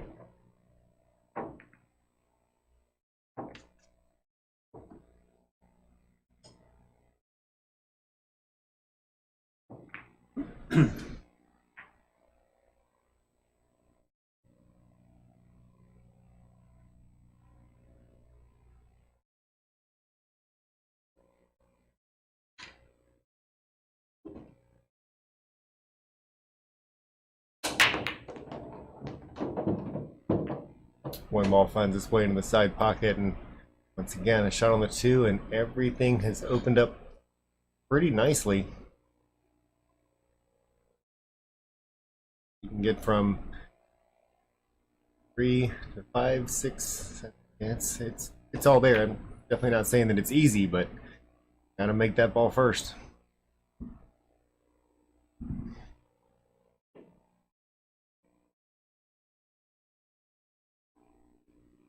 Bad when the hard part's making the easy shots.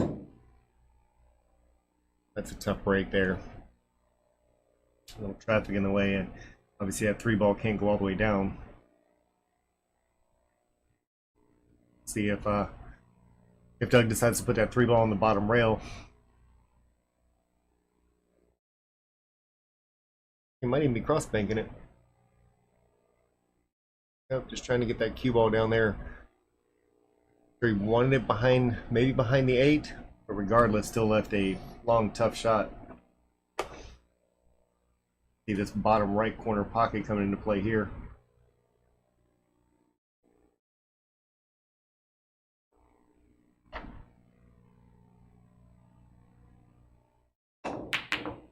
I was taking a lot of chances. A lot of balls to move. One of those could have found the way in, but not this time. Worked for him a couple of times. I think they both need a mental health break. Oh, it's raining. Somebody's probably got windows down out there.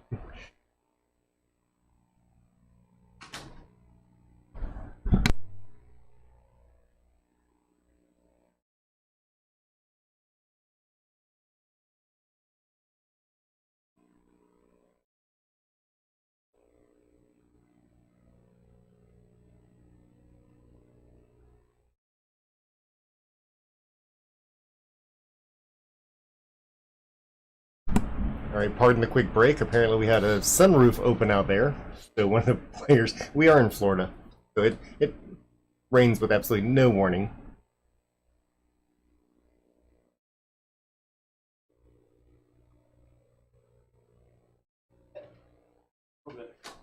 Clear skies when I got here. Congratulations, Doug, for your new indoor pool.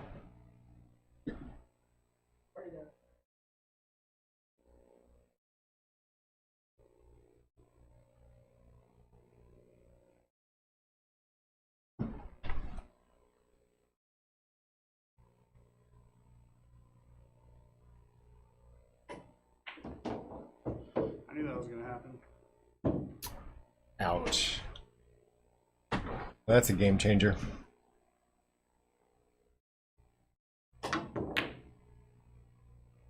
Good hit again. A little bit more juice, and even in 10 ball that would have counted.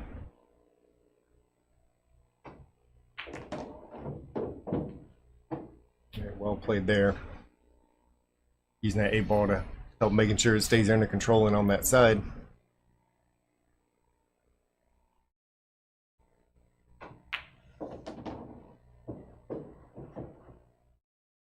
Little angle to be able to come back across table, so this one's looking pretty good.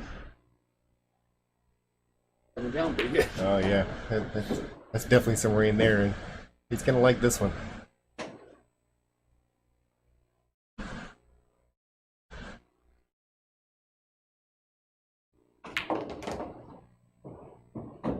Oh, needs that to get up, and that's not too bad.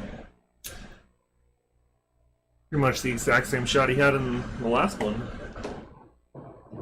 Decides to play it the opposite way with the cue ball control there. All right. So Marvin goes to the hill. Doug needs 2.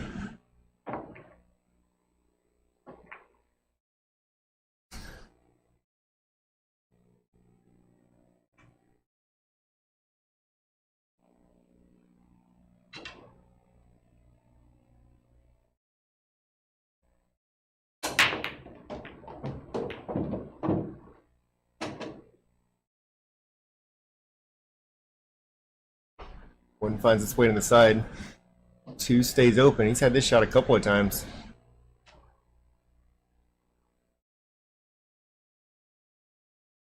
And just gotta be careful of the side pocket. Or you just do that.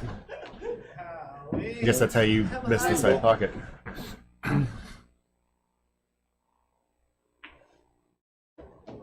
Oh, even Doug's laughing over here. I mean, you kind of have to laugh at that, and it's what keeps you from crying.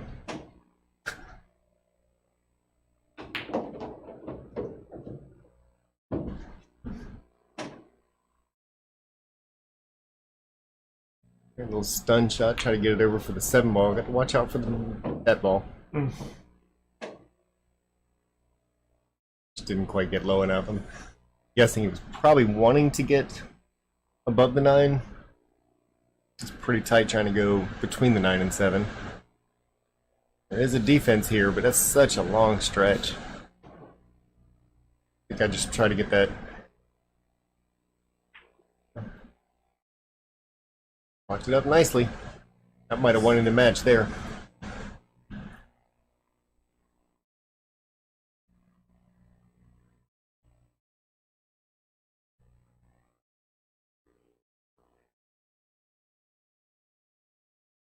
Doug breaking out the measuring tape.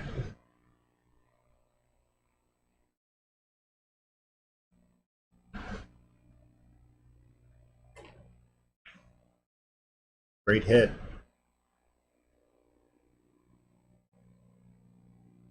Let's have a cut. You actually use a little bit of inside English just to kind of slow it down because it's going to go all the way to the bottom rail and come back up. He wants it to stay somewhat straight on the 8 ball. And it's getting close to its work.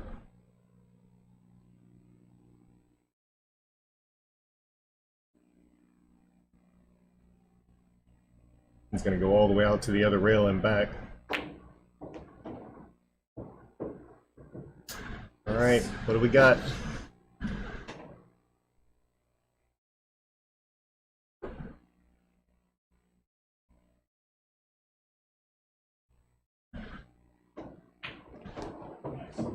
$12-10, another great match. And let me pause that real quick. Yeah, I'm gonna take a.